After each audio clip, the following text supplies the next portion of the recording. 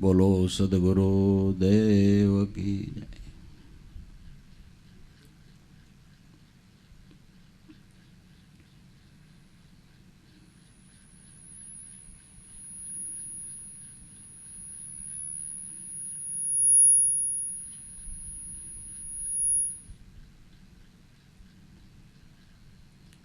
જ્યારે પરમાત્માની આપણા ઉપર અતિ કરુણા હોય ને આપણા પુણ્યનો મોટો ઉદય થયો હોય ત્યારે ઘણા જન્મના પુણ્ય કરીને મનુષ્ય અવતાર મળે. કોટી જન્મના પુણ્યથી મળે મનુષ્યનો અવતાર. પણ આ અવતારમાં ભાવ ધરીને પ્રભુ ન ભજ્યા તો તને વારંવાર ધિક્કાર.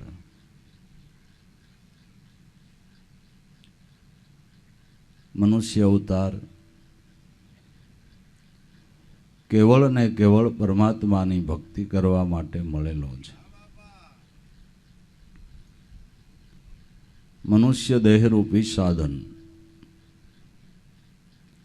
પરમાત્માની ભક્તિ કરીને એના ચરણ સુધી પહોંચી જવાય એવું સાધન છે. પછી આપણે ગ્રસ્તી માણસ સહી ગ્રસ્તાશ્રમનો ધર્મ બજાવવો જોઈએ. ગ્રસ્તાશ્રમના વ્યવહારો સાચવવા જોઈએ. પણ એ બધું કરતા કરતા મનુષ્ય જીવનની અંદર સમજો અને વિવેકી પુરુષોએ ક્યારેય પરમાત્માની ભક્તિ ભૂલવી નહીં જોઈએ. જેને માટે મનુષ્ય અવતાર મળ્યો છે એની યાદી, એની સમજણ સંતો મહાપુરુષો આપણને આપે છે કે જોજો ભાઈ, ભૂલી જતા નહીં નકર ધક્કો થાય. આપણા ઘરમાં કોઈ વસ્તુ ખૂટતી હોય અને અહીંથી મોરબી અટાણું કરવાને માટે નીકળીએ, ઘરના કે તમે યાદી કરી લ્યો, ભૂલકણા છો, વળી ભૂલી જાયશો તો ધક્કો થાય છે. અરે બોલને હું લેવાનું છે, એમાં હું લખે. હાથમાં થેલી લઈને ઘરવાળીએ કીધું કે આટલી આટલી વસ્તુ લઈ આવવાની છે, બસ યાદ રહી ગયું. થેલી લઈને નીકળ્યો, રોડ ઉપર જઈને મોટરમાં બેઠો. મોટરમાંથી ઉતરીને મિત્રો મળ્યા તો હોટલમાં ગયો, ચા પાણી પીધા. બીજી ત્રીજી વાતો ચીતો કરતા બજારમાં દુકાને ગયો ને જે ઘરવાળીએ લેવાનું કીધું તું એ વસ્તુ ભૂલાઈ ગઈ. હું કીધું તું લખી લીધું હોત તો સારું હતું. વેપારીની દુકાને જઈને ઊભો રહ્યો કે હે શેઠ, હું લેવા આવ્યો હોઈશ. અરે ગાંડા, તું શું લેવા આવ્યો હોય મને ખબર છે.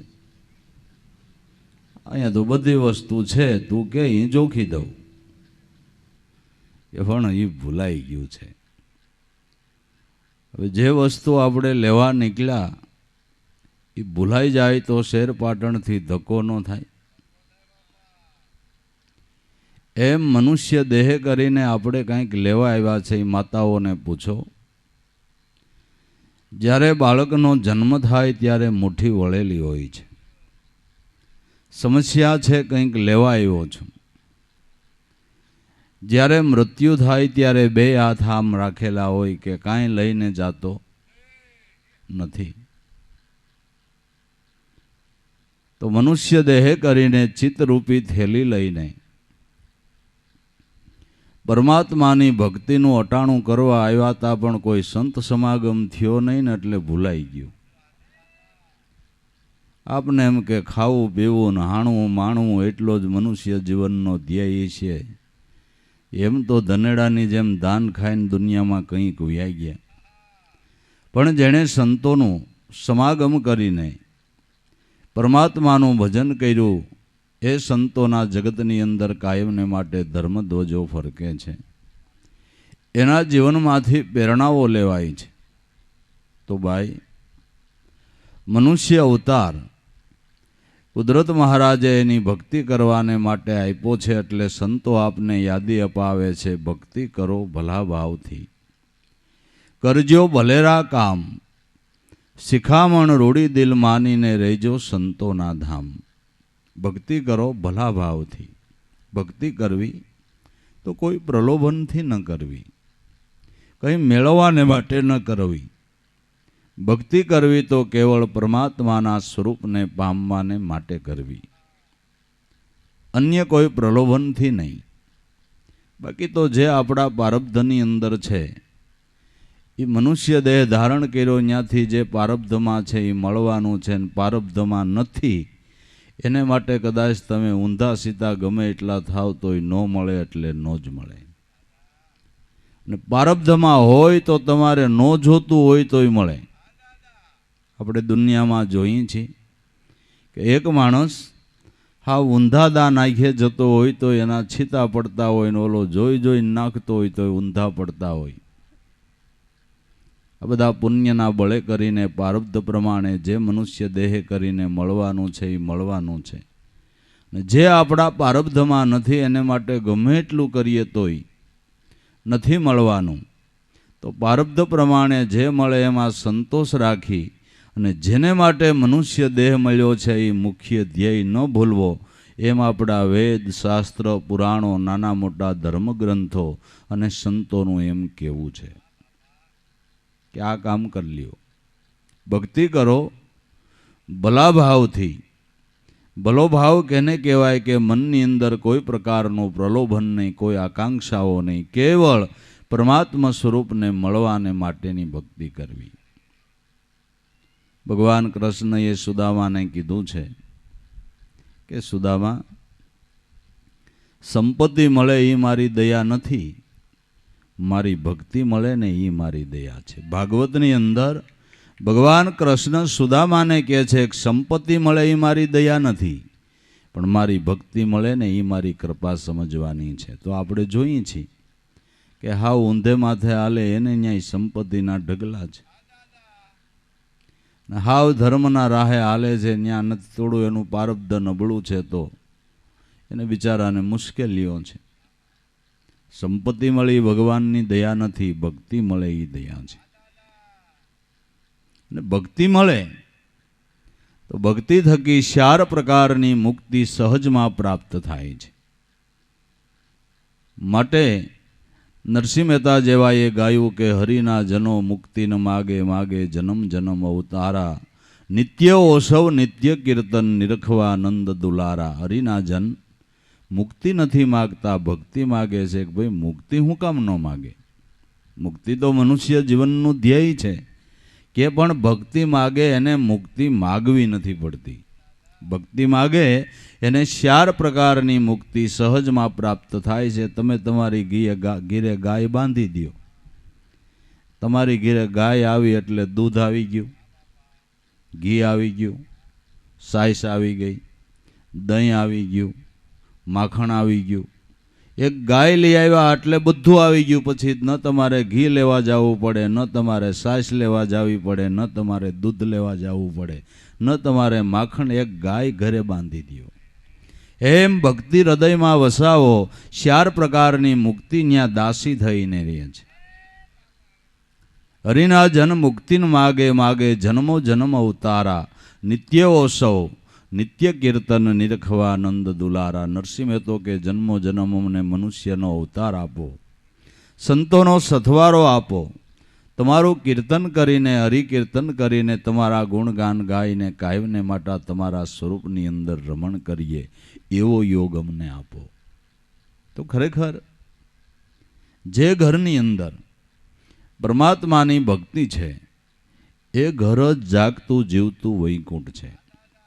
બાકી કબીર સાહેબના મત પ્રમાણે જાગર કથા નહીં કીર્તન, સંત નહીં મિજમાના, સાંજ પડે ને જમરા ડેરા દીએ ને જાણી લેવા મોટા શમશાના. જે ઘરે હરિકીર્તન નથી, સંતના ચરણની રજ ખરતી નથી, એ 7 ભુવનનો બંગલો હોય તો એક રૂડું શમશાન છે. ભલે સાજેલ ઝૂંપડી હોય, પણ જ્યાં સંતના ચરણની રજ ખરે છે, જ્યાં હરિકીર્તન થાય છે, એના ગુણ ગવાય છે, જે ઘરની અંદર સંપથી રહેવાય છે, જ્યાં પરમાત્માના નામની ઉપાસનાઓ થાય છે, એ ઘર જાગતું જીવતું વૈકુંઠ છે. આપણે એમ કહી અમને દેજો વૈકુંઠમાં વાસ, અમને દેજો વૈકુંઠમાં વાસ. મર્યા પછી વૈકુંઠમાં જાવું, મર્યા પછી જવા કરતાં તમારી ઘીરે વૈકુંઠ બોલાવો ને, અત્યારે જ બોલાવો ને વૈકુંઠ. વૈકુંઠ કેને કહેવાય? કે જ્યાં ભગવાન રહેતા હોય એને વૈકુંઠ કહેવાય, કે બહુ રૂડો બંગલો હોય એને, બહુ સારું નગર હોય એને વૈકુંઠ કહેવાય, કે ભગવાન રહેતા હોય એને વૈકુંઠ કહેવાય? તો શ્રીમુખે ભાગવતની અંદર ભગવાન કૃષ્ણ બોલેલા છે કે નામે વાસામી વૈકુંઠે યોગી નામ હૃદયે રવો, મદ ભગતા ગાયંતી તત્ર ત્રિષ્ટ નારદ. હે નારદ, હું એવા અવગા લોકો સાવીને કાયમ રહેતો નથી.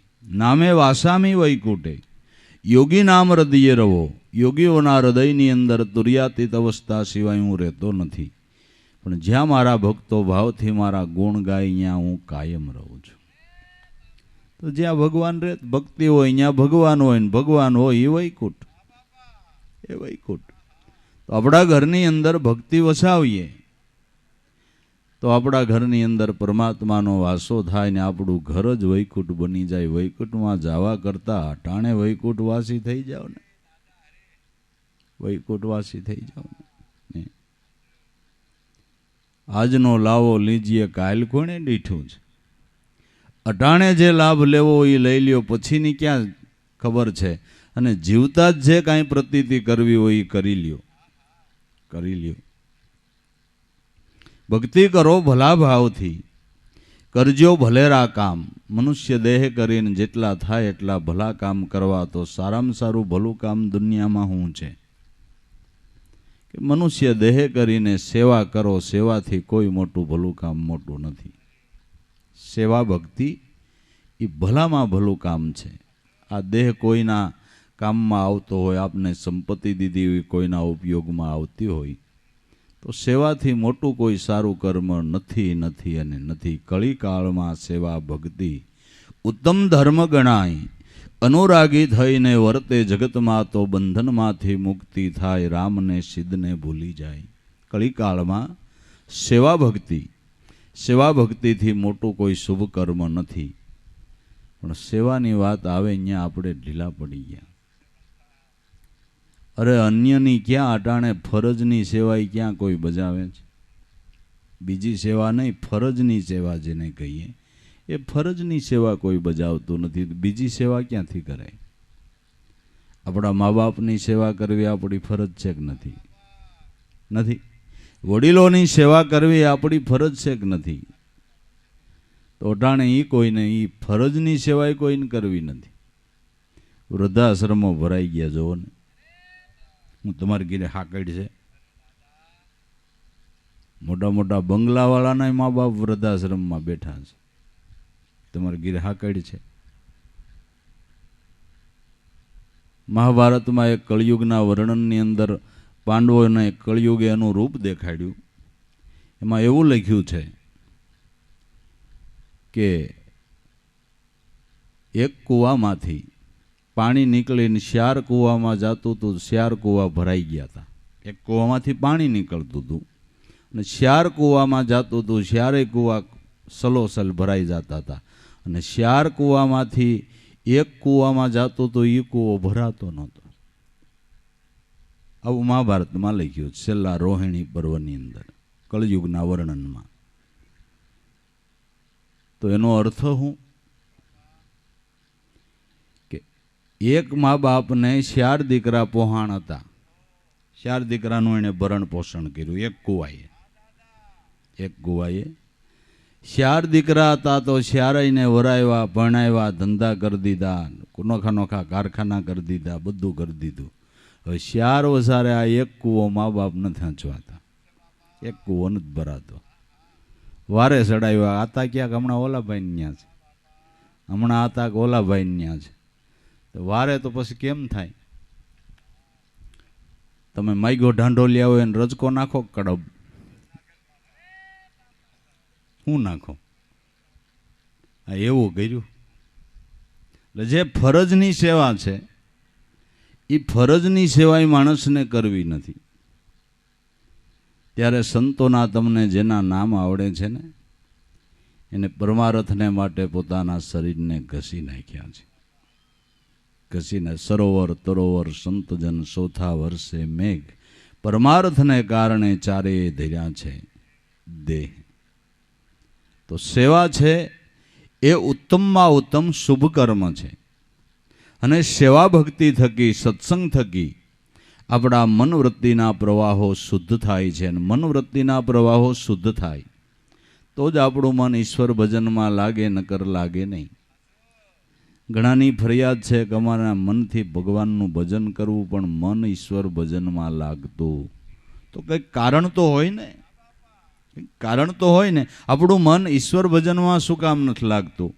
ભગવાનના ગુણ સાંભળવાનો આપને ભાવ શું કામ નથી થતો? શું તકલીફ છે? કંઈક કારણ તો હશે ને. તો કારણ એ છે કે મનની અંદર અજ્ઞાન છે ત્યાં સુધી એના ગુણ સાંભળવાનો ભાવ થતો નથી, એનું ભજન કરવાનો ભાવ થતો નથી. તમને તાવ આવતો હોય ત્યાં સુધી ખાવાનું ભાવે? ઘરવાળી કે આ શીરો કર્યો પણ લઈ જા નકર ઉલટી થાય, કે પણ ગાયના ઘીનો કે જે હોય અહીંથી જડતું લઈ જા, મને કાંઈ ખાવાની ઈચ્છા ન, જે ખાવ એ બધું કડવું લાગે છે, ટાઈફોઈડ થઈ ગયો છે. તાવ આવતો હોય ત્યાં સુધી ખાવાની ઈચ્છા થતી નથી. અને જેને આવ્યો એને પૂછી જવો, તાવ ઉતરી જાય ને થોડાક દી થાય ને એટલે ભૂખ ખુલે. કાંઈક જડ ખાવાનું દો ને કે હમણાં ખવાનું નથી નટાણે ભૂખ ખુલી છે. ભૂખ ખુલે ક્યારેક? તાવ ઉતરે ત્યારે. એમ ઈશ્વર ભજન કરવાનું મન ક્યારે થાય? કે અજ્ઞાનનો તાવ ઉતરી જાય ત્યારે. સત્સંગ છે, સેવા છે, એ તાવ ઉતારવાની ફાકી છે, ઔષધ છે. આ ઔષધનું જો સેવન કરવામાં આવે તો આપણા મનનું અજ્ઞાન દૂર થાય. મનનું અજ્ઞાન દૂર કરવાને માટે વેદશાસ્ત્ર પુરાણોનો મત છે કે સંતોનો સમાગમ કરજો, સત્સંગ કરજો, એનાથી તમારા મનનું અજ્ઞાન દૂર થાય. મનનું અજ્ઞાન દૂર કરવાને માટેની જ્ઞાન ગંગા સંતોની છે. આ જ્ઞાન ગંગામાં સ્નાન વિધિ કરવામાં આવે તો જ આપણા મનનો મેલ ધોવાય, બાકી ધોવાય નહીં. ભલે તમે ગંગા યમુના નાહી આવો તો પાપ ધોવાય, મન નો ધોવાય. પાપ ધોવાય એમાં ના નહીં, મન નો ધોવાય. કેટલાય જવાવાળા 3 વાર 4 વાર 5 વાર જઈને ડૂબક્યું મારી આવ્યા, આવીને કોઈ હોજા થઈ ગયા એવું તમે સાંભળ્યું? કે ભાઈ આ બાપ દીકરો બાયધા કરે છે તેની પાસે સગવડ ન હોય તો આપણી ટિકિટે આને બેન ગંગાજીમાં બોળી આવો, બાધા તો બંધ થઈ જાય. થયું એવું? કેટલાય અહીંયાથી આવ્યા ને કાંઈ ફેર પડ્યો એવું ખરું? કે જો આ જાત્રાએ જઈને આવ્યા ને ગંગાજી નઈને આવ્યા તીકેડે કેટલું સારું જીવન જીવે એવું કાંઈ ખરું? કોઈ ફેર નહીં, કોઈ ફેર નહીં. જ્યાં જોઈ ત્યાં કાગડા કાળા છે, કોઈ ફેર નહીં. ગંગાજીમાં પાપ ધોવાય છે, મનનો મેલ નથી ધોવાતો. મનનો મેલ ધોવાને માટે સંતોની જ્ઞાન ગંગા છે, સંતોની જ્ઞાન ગંગા છે. ઓલા વાળિયા ભીલને લૂંટવાને બાને નારદનો સમાગમ થયો અને થોડોક સત્સંગ થયો તો આખી ભાગ્યની રેખા પલટાણી અને એવા ભાવની જાગૃતિ થઈ કે નામની અંદર એટલો પ્રવીણ બન્યો કે ઉલટા નામ જપા જગજાના વાલ્મીક ભયા બ્રહ્મ સમાના. ઉલટું નામ જપીને વાળિયો ભીલ વાલ્મીક ઋષિ થયા અને રામાયણ જેવું જેણે ગ્રંથ લખ્યું. આ સંત સમાગમનો પ્રભાવ છે, આ સંત સમાગમનો પ્રભાવ છે. જેસલ બારવટીયો તોરલવાઈનો થોડોક સમાગમ થયો તો બારવટીયો પીર હુંદો પીર થઈ ગયો. આવા તો ઘણા બધા દાખલા છે, આવા તો ઘણા બધા સંતોના જીવનના દાખલા છે કે સંત સમાગમે કરીને કેટલાયના જીવન પવિત્ર થયા છે. એટલે સત્સંગ છે, સેવા છે, એ આપણા મનવૃત્તિના પ્રવાહો શુદ્ધ કરવા માટેનું ઉત્તમમાં ઉત્તમ જો સાધન હોય તો એ છે. તુલસીદાસે તો ન્યા સુધી કીધું કે એક ઘડી આધી ઘડી आधी में पुनियाद तुलसी संगत संत की हरे कोटि कोटि अपराध. एक થોડામાં થોડો સંત સમાગમ આપણે મોટા અપરાધમાંથી બચાવી લે છે. સત્સંગમાં ગયા હોય ને કોક દી સાંભળ્યું હોય અને એ શબ્દો આપણા હૃદયપટ ઉપર સપાઈ ગયા હોય તો અમુક સમયે એ શબ્દો તમારો ઉગારો કરશે. ભાઈ સત્સંગમાં સાંભળ્યું હોય કે કોઈ પણ વસ્તુ હગો ભાઈ હોય ને લેવા માગે ને કદાચ દઈ દે તો એક બાપના ને એક માના દીકરા છે. કદાચ વેચ જમીન વધારે માગે તો દઈ દેવી. કુદરત દેવાવાળો દુબળો નથી, પણ કજિયો ન કરાય, કલેશ ન કરાય, માગે ત્યાંથી ભાગે ને ત્યાગે એની આગે. આવું કોકદી સાંભળ્યું હોય ને ભાઈએ ભાગ પડે ને ભાઈ એમ કે એક વેચ જમીન મારે વધારે જોઈશે, ભાઈ લઈ જાય. પણ આ સમજણ ન હોય તો એક વેચ જમીન હાટુથી કોર્ટે ચડે, વર્ષો સુધી એના કેસ હાલે, પછી વેચ જમીન નહીં 10 ફૂટ 20 ફૂટ વહી જાય ને એટલું તો ઓમાં ખર્ચ થઈ જાય, ઓમાં ખર્ચ થઈ જાય. અને કોર્ટના ધક્કા જુદા અને કલેશ ઊભો રહીએ એ જુદું. એટલે એના આના કરતા દઈ દીધી હોત તો. રામાયણ ખાલી વાંચવાની કે એમાંથી કાંઈ સમજવાનું. ઓલા ઓરમાન માના ભાઈઓ હતા રામ ને ભરત, ઓરમાન માના ભાઈઓ હતા. પણ કઈ એ વચન માગ્યું કે રામને વનવાસ અને ભરત ગાદીએ બેહે. દશરથ કે રેવા દે, ભરત ભરે ગાદીએ બેહે, પણ રામને વનવાસ ન દે. એ તો મારો પ્રાણ છે, મારો લેણા વચન છે. ધરાર માગ્યું. રામને વનવાસ થયો, રામ જાય તો દશરથ રહે નહીં, તો પ્રાણ હતા. દશરથનું મૃત્યુ થયું. ભરતજી તો મોસાળે હતા. મોસાળથી આવે જ્યાં 4 યોજન છેટા હોય ત્યાં અયોધ્યાનું ગાન સંભળાતું હોય, પણ એને બદલે સુનકાર અયોધ્યા, કારણ કે આખી અયોધ્યા રામની પાછળ. અયોધ્યાની અંદર પ્રવેશ કર્યો, કોઈ સામું મળતું નથી. જ્યાં દરબારગઢની અંદર જાય ત્યાં માતા કઈ કે હાથમાં હારને ઊભી હતી કે માં આ બધું હું મારા લેણા વરદાન માગ્યા, રામને વનવાસ દીધો ને તારે ગાદીએ બેહવાનો. એણે હાર પકડીને ઘા કરી દીધો કે અમારા જન્મ પહેલા તું મરી ગઈ હોત તો સારું હતું. અમને જન્મ આપીને જગતમાં ડાક પાડ્યો, આ રાજને મારે શું કરવું છે. માતા કૌશલ્યાના પગમાં માથું નાખી અને રોઈ પડ્યો. માતા કે બેટા જે થવાનું તું થયું, પણ હવે તમારા પિતાની ક્રિયા કરો, એનું મૃત્યુ થયું છે.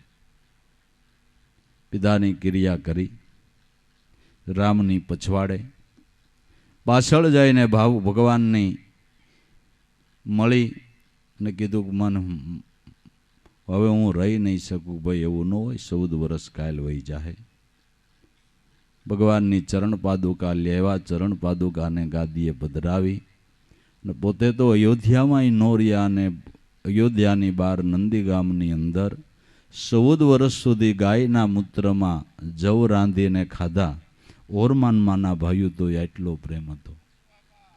અને આપણે હગા ભાઈ હોય તો એક વેચ જમીન હારું કોર્ટે ચડીએ અને કલેશ ઊભો કરીએ.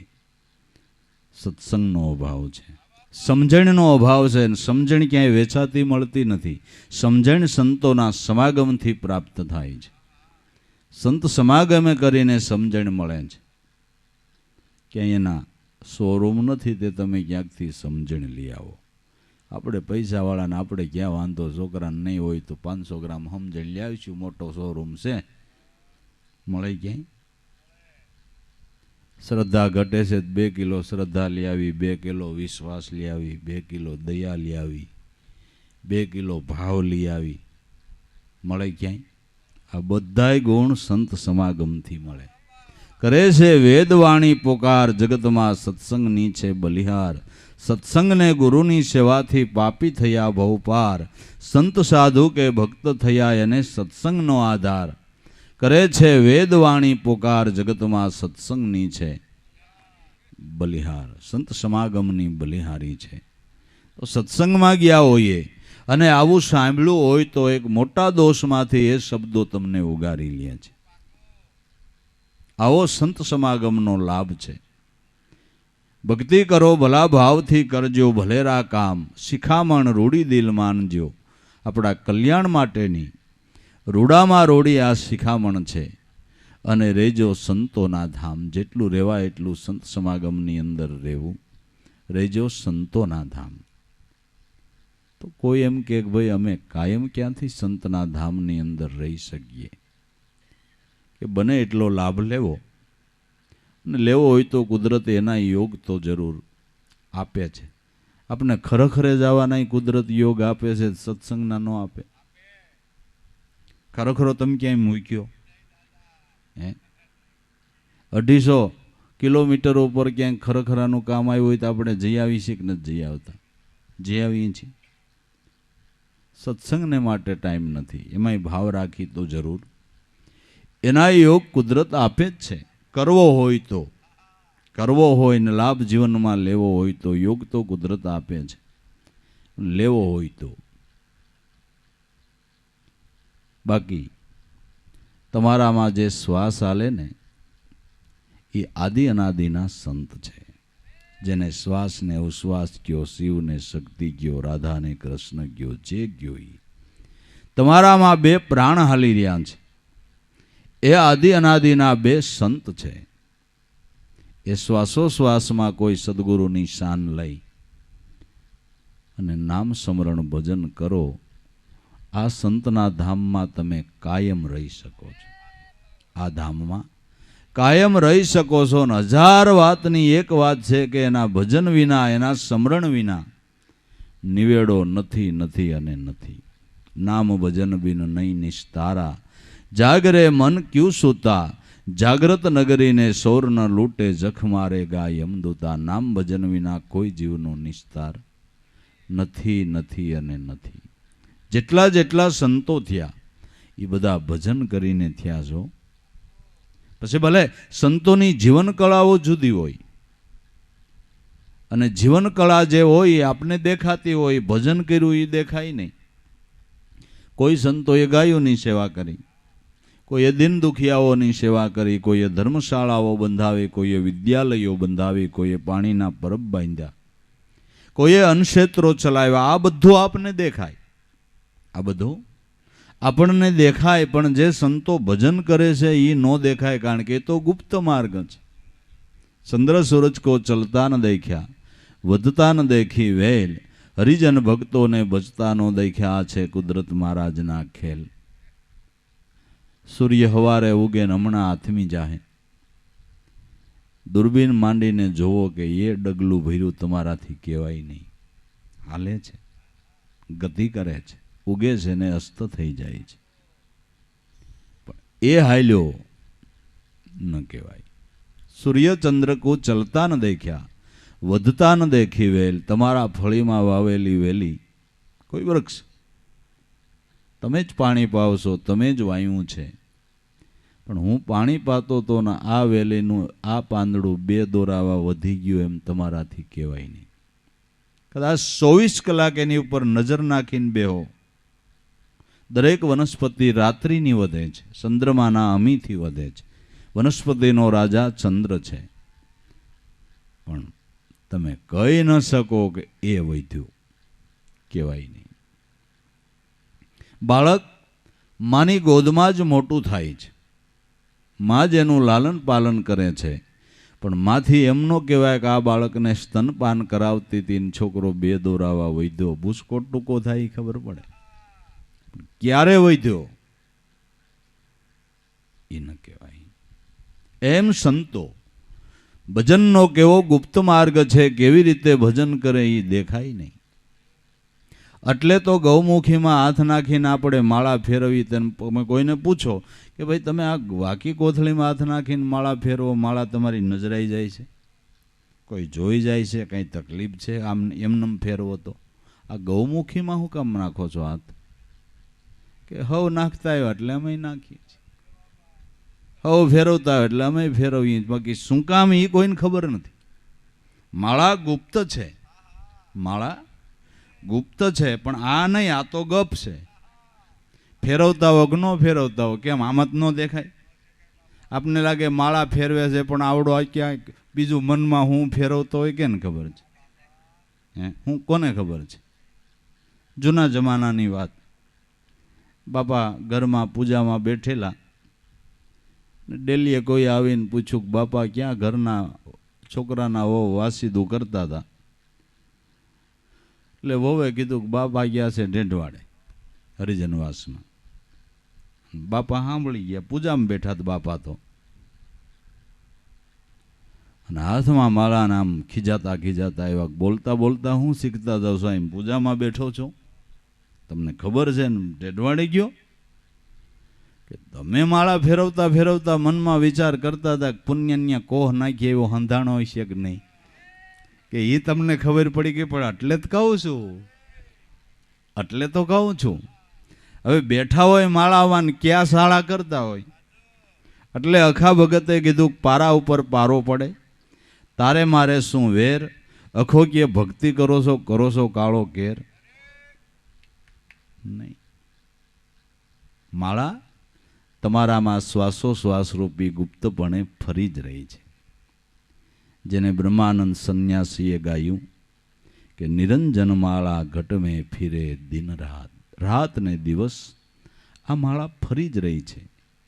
આપણે જૈનમાંને અહીંયાથી કુદરતે એની માળા આપને આપી જ છે, ફેરવવી હોય તો. માળા આપણને આપી જ છે, જો ફેરવવી હોય તો. નિરંજન માળા ઘટમે ફિરે દિન રાત, રાત ને દિવસ ફરી રહી છે. પૃષ્ટિ માર્ગનો એક એવો સિદ્ધાંત છે, જે કંઠી પહેરાવી હોય એ ક્યાંય પણ હાયલા જતા હોય ને તૂટી જાય તો એક પગલું ભરવું ને અહીંયા જ બેસી જવું, માળા સાંધી લેવી પછી આગળ હાલવું, એવો એક સિદ્ધાંત છે, બહુ સારો છે. આ તો એક પ્રતીક રૂપે છે, પણ માળા તૂટ્યા પછી પગલું ભરાય એમ નથી. માળા તૂટે ને એટલે 4 જણાન 5મો દોણીવાળો જોઈએ, પછી એક પગલું ન ભરાય. આ માળા ફરે છે ને ત્યાં સુધી મજા છે, ત્યાં સુધી મજા છે. નિરંજન માળા ઘટમે ફિરે દિન રાત, ઉપર આવે નીચે જ આવે, શ્વાસોશ્વાસ સલજાત, ગુરુ બિન કો ભેદ ન પાવે, વૃથા ઉમર બિહાત નિરંજન માળા ઘટમે ફિરે દિન રાત. સોહમ મંત્ર જપે પ્રાણી, બિન જીભિયા બિન દાંત, અષ્ટપહર में જાગે કે સોવે, એક પલ વાર નહીં રૂકા, જાગો સુવો ઉઠો બેસો, આ માળા અટકતી જ નથી, ફર્યા જ કરે છે. અંશો સોહમ, સોહમ અંશો એમ બાર બાર ઉલટાત, પૂરા ગુરુ આનો ભેદ બતાવે, જેમાં આપણું મન નિશ્ચય ઠહેરાત. નિરંજન માળા ઘટ में ફિરે દિન રાત, આ માળા આઠે પોર ફરી જ રહી છે. યોગીજન કોઈ ધ્યાન લગાવે, બેટ સદા પ્રભાત, બ્રહ્માનંદ મોક્ષપદ પાવે, પછી ફેર જન્મ નહીં આત. નિરંજન માળા ઘટ में ફિરે દિન રાત, આ માળા ગુપ્તપણે ફરી રહી છે. એટલે ગુપ્ત માળા સંતો ફેરવી ગયા છે, એ દેખાતી નથી, એ દેખાતી નથી. પણ જે એણે સેવાકી પ્રવૃત્તિઓ કરી, કોઈએ ગાયોની સેવા કરી, કોઈ દિન દુખિયાઓની સેવા કરી, ધર્માલયો બંધાવી, શાળાઓ બંધાવી, પાણીના બરફ બાંધ્યા, અન્નક્ષેત્રો ચલાવ્યા. આ સેવાકીય પ્રવૃત્તિ સંતોએ શા માટે કરી? કે સમાજને સત્યના રાહે દોરવા માટે. કારણ કે મોટા પુરુષો કંઈ કરે એનું અનુકરણ નાના માણસો કરે ને. ભગવાન કૃષ્ણને ક્યાં ગાયો ચારવાની જરૂર હતી? નાનો માણસ હોય તો ગોવાળ રાખે છે, આયડું રાખી અને ગાયો ચરાવે છે. તો ભગવાન કૃષ્ણને ગાયો ચારવાની ફરજ પડી. મોટા પુરુષો જે કાંઈ કરે એનું અનુકરણ વાહિલો સમાજ કરે, વાહિલો સમાજ કરે. ગીતામાં ભગવાન બોલ્યા છે કે અર્જુન, હું ન કર્મ કરું ને તો પ્રજા વણશંકર થઈ જાય. કારણ કે હું કાંઈ ન કરું તો વાહિલા કાંઈ ન કરે. કંઈક સુકૃત કર્મ કરવું જોઈએ. તો કૃષ્ણએ ગાયોની સેવા કરી તો ટાણ બધા એનું અનુકરણ કરીને કરે છે કે નથી કરતા? કરે છે. અને એણે તો જાતે જ કરી હતી, એણે તો જાતે જ સેવા કરી હતી કે નહીં? જાતે જ કરી હતી. આપણે ગૌશાળા હોય પણ આપણે કંઈ થોડા સાણવાળા હાથ કરીએ છીએ? નહીં, એણે તો જાતે કરી હતી. અને સેવા જાતે થાય એ જ બરાબર છે. કોઈ ખાઈ દે ને આપણી ભૂખ ન મટે, મટે ન મટે. આપણે ખાઈ તો આપણી ભૂખ મટે, સેવા કરવી તો આપણે જાતે જ કરવી જોઈએ, તો જ થાય. બીજી રીતે ગાયો ચરાવવી એટલે ગો નામ ઇન્દ્રિયો થાય. પોતાની ઇન્દ્રિયોને બ્રહ્મ સ્વરૂપમાં સરિયા કરાવવી. ગોનામ ઇન્દ્રિયો થાય, ઇન્દ્રિયોને બ્રહ્મ સ્વરૂપની અંદર સરિયા કરાવવી. આ દરેક મનુષ્યએ કરવાની જરૂર છે. જે ઇન્દ્રિયો બહિર્મુખ છે, બહિર વિષયોના સંસર્ગમાં છે, એ ઇન્દ્રિયોને કોઈ સંતનું લક્ષ્ય લઈને બ્રહ્મ સ્વરૂપની અંદર એ ઇન્દ્રિયોના પ્રવાહને વાળવો છે. અટાણે આપણી દરેક ઇન્દ્રિયોનો પ્રવાહ વિષયો તરફ વહી રહ્યો છે. આ સાદી વાતે સમજાય એવું છે કે એક જ વાડીનું પાણી શેરડીના ક્યારામાં જાય તો ગળ્યું થાય, મરસીના ક્યારામાં જાય તો તીખું થાય, અફીણ અને એળિયાના ક્યારામાં જાય તો ઝેર થાય. એક જ વાડીનું પાણી અફીણ એળિયા ક્યારામાં જઈ રહ્યું છે એટલે ઝેર થાય છે, અને શેરડીના ક્યારામાં નાકું વાળ લેવું છે. એમ આપણી ઇન્દ્રિયોનો પ્રવાહ પરમાત્મા સ્વરૂપ તરફ વળે તો અમૃત પાકે એવું છે. પરમાત્માના સ્વરૂપનો લાભ થાય એવું છે. પણ અટાણે ખોટો પ્રવાહ આપણો વહી રહ્યો છે. જેસી પ્રીત હરામ છે એસી હરીશે હોય, સલ્યા જાય વૈકુંઠમાં એના પલાન પકડે કોઈ.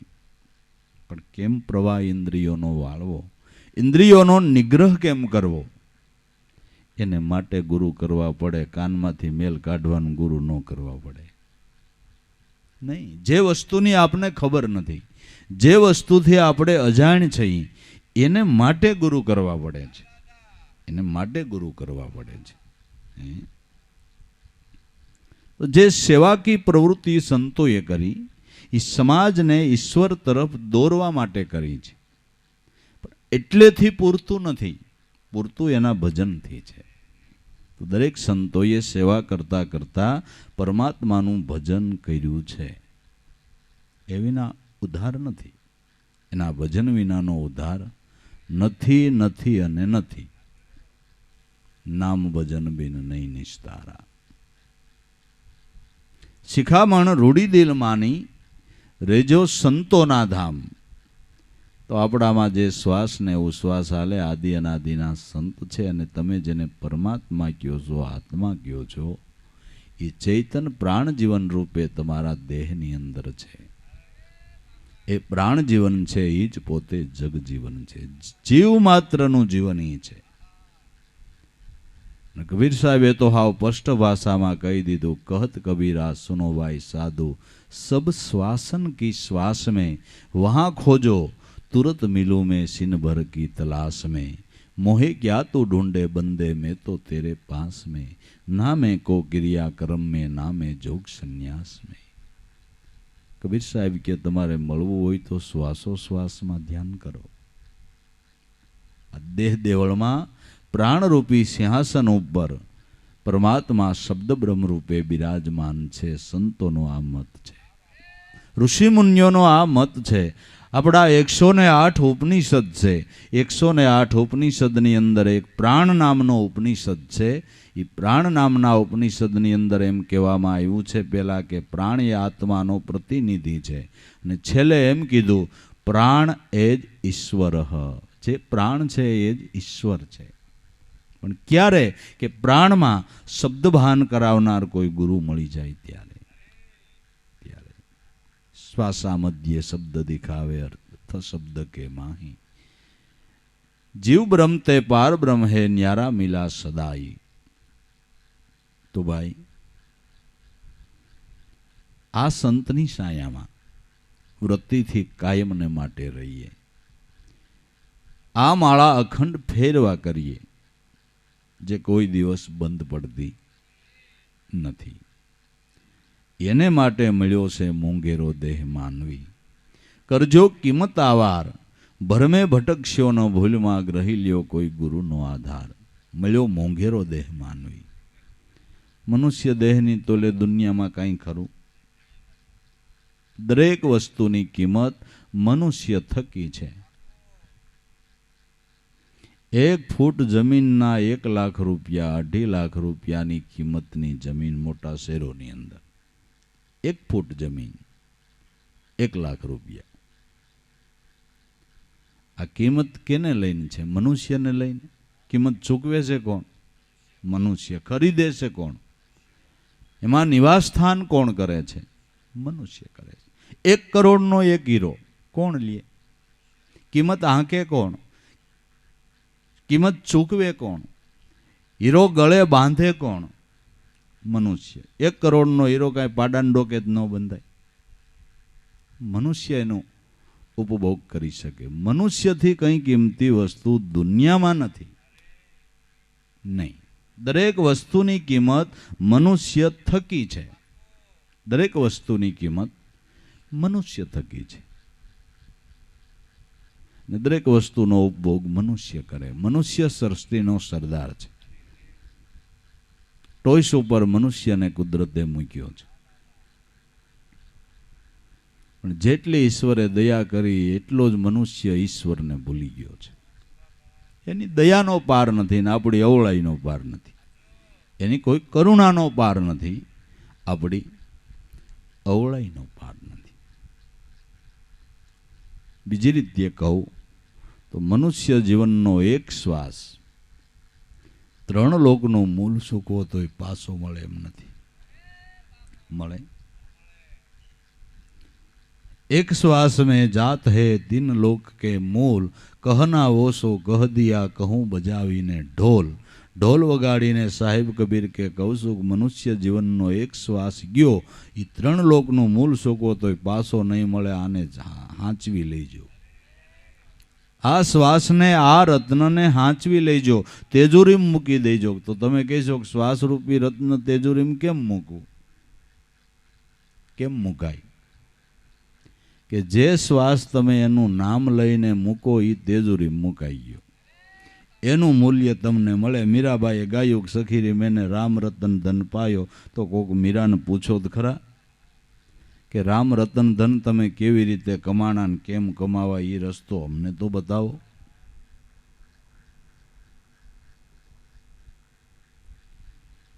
કોક રાગે ચડાવીને ગાઈ નાખે ને આપણે હાવો કારા કરી નાખી. રામ રતન ધન પાયો, પણ કેમ પ્રાપ્ત કરવું? 1 શ્વાસે એનું નામ લ્યો ને, એ બધાય શ્વાસ આ તેજુરીમાં જમાન, એનું વ્યાજ સહિતનું ઉઘરાણું તમારું.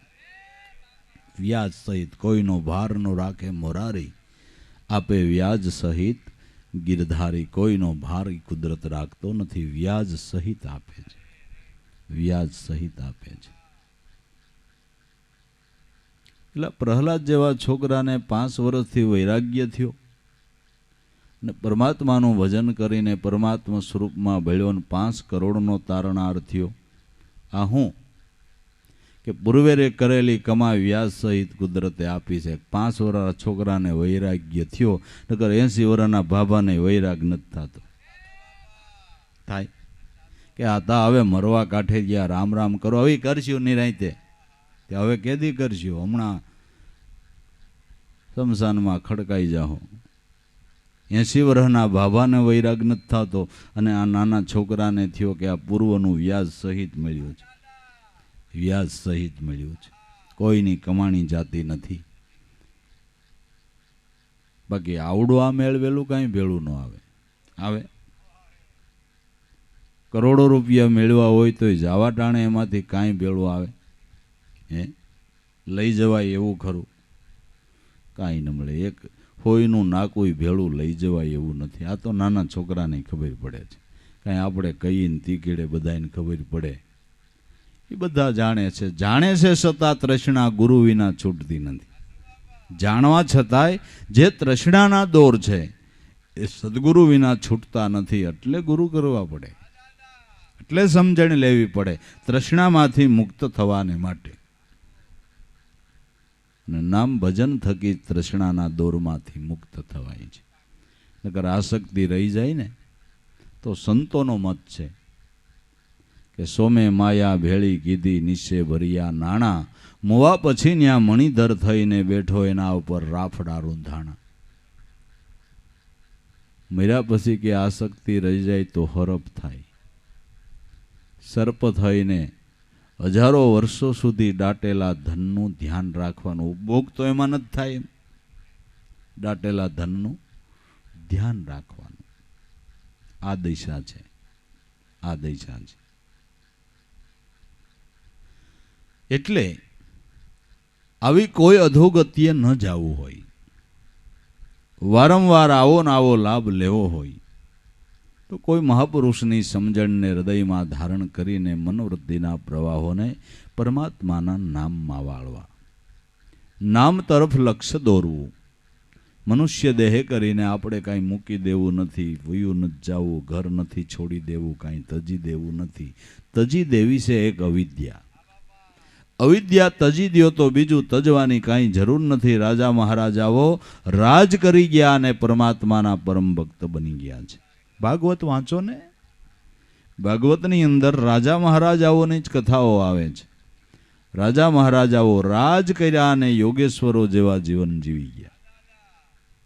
હરિચંદ્ર રાજા હતા, પ્રહલાદ રાજા હતા, ધ્રુવ રાજા હતા, અંબરીશ રાજા હતા. આવા તો કેટલાય વૈષ્ણવ રાજા છે, રાજ કરી ગયા. હવે રાજના વહીવટ કેવડા હોય, કેટલા પ્રશ્નો હોય, પ્રજાનું ધ્યાન રાખવું, બીજું ત્રીજું, એટલી બધી મોટો જંજાળ હોવા છતાં યોગેશ્વર જેવા જીવન જીવી ગયા ભલામણા. એમાં કાંઈ તજી દેવાનું થતું નથી. તજવાની એક મનની અવિદ્યા છે. મનની અવિદ્યા તજી દ્યો તો ઘર તજવાની કંઈ જરૂર નથી. તો ઘર તજવાની જરૂર નથી. ઘરમાં રહી, સંસારમાં રહી અને કામ કાઢો.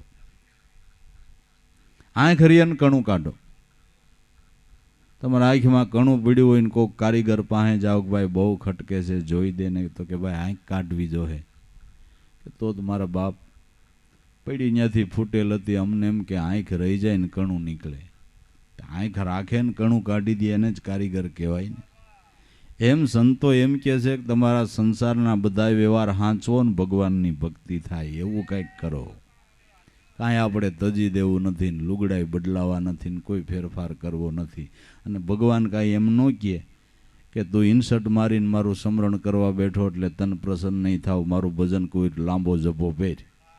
એવું ભગવાન ન કહે. તમ તાર ઠોકો, ઇન્સર્ટ ઠોકો, એમાં કાંઈ વાંધો નથી, પણ અવળાઈ મૂકો, અવળાઈ મૂકો.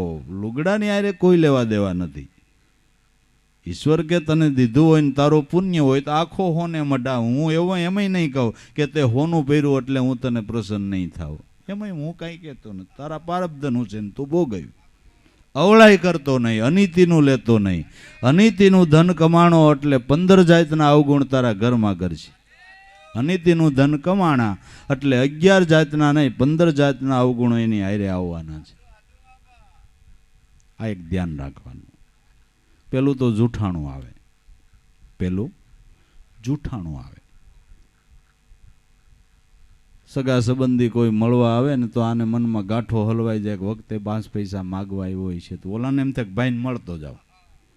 એટલે એને બિચારાને જેટલો ભાવથી સત્કાર કરવો જોઈએ, આવો બેહો એમ ન કહે. પછી વાયડેમાં કહે આવો આવો, ભાઈ તું પૈસા વાળો હોય તારું કાંઈ લઈ લેવું નથી. એ અવિવેક આવે. પછી જૂઠાણું. ઓલો વખતે માગવા આવ્યો ને માગશે તો એની પહેલાં ચાલુ કરે કે હમણાં તો હેરાન થઈ ગયા, તાર ભાભી બીમાર પડી, દવાખાનાને એટલું ખર્ચ આવ્યું, તીકડે ઓલા બિઝનેસમાં આમથી ઓની લોન લેવી પડી. ઓલો કે હું કાંઈ લેવા નથી આવ્યો, એક સાની રકાબી પીને વહી જવું જ ભાઈ, તું આ બધું મૂક. જૂઠાણું આવે, અવિવેક આવે. પછી જુગાર, દારૂ, રંડીબાજ, સ્પર્ધા, આવું ઘણું બધું આવે. અનીતિનું ધન તમારા ઘરમાં આવ્યું એટલે એની જાતે અવગુણ આવશે. માટે નીતિએ કરોડો કમાવ, અનીતિથી 1 રૂપિયો ન કમાવો. નીતિએ કરોડો કમાવો એવું નથી. એટલે આપણે તજી દેવું નથી, ક્યાંય વયું જવું નથી. બધા વ્યવહારો હાંચવીને આંખ રાખીને કણું કાઢ લેવું છે. જે આગળના સંતો રાજા મહારાજાઓ કરી ગયા એ સમજણે આપણે બહાર પડી જવું છે. બસ એ સમજણ લેવા માટે કોઈ એવા માર્ગદર્શક મહાપુરુષનું સાનિધ્ય લઈએ.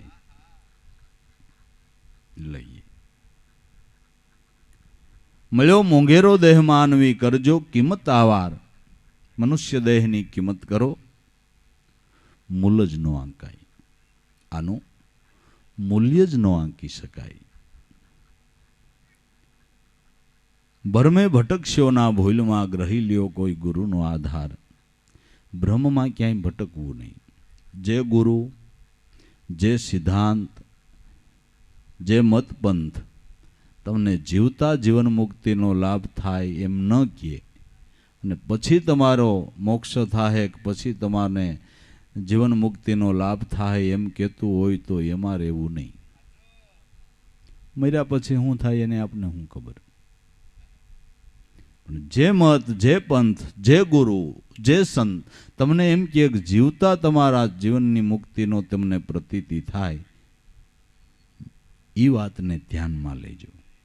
બ્રહ્મવાણીમાં અટકળમાં ન રહેવું. તમે પ્લોટની ખરીદી કરો તો પછી ભલે દસ્તાવેજ મોડો થાય પણ હાટાખટ કરી લ્યો છો કે નથી કરી લેતા?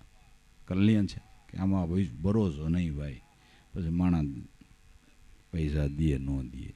આમાં કેમ ભરોસો રાખો છો કે મીરા કેડે મોક્ષ થાય? જીવતા ઘર જોવો, મોવા પછી તો કાળા ગ્રહનો કૂવો બંધા જીવતા ઘર જોવો. જીવન મુક્ત ગીતાની અંદર દત્તાત્રેય ભગવાને જીવન મુક્ત ગીતાની અંદર એમ લખ્યું છે કે જીવન મુક્તિ એ જ મુક્તિ.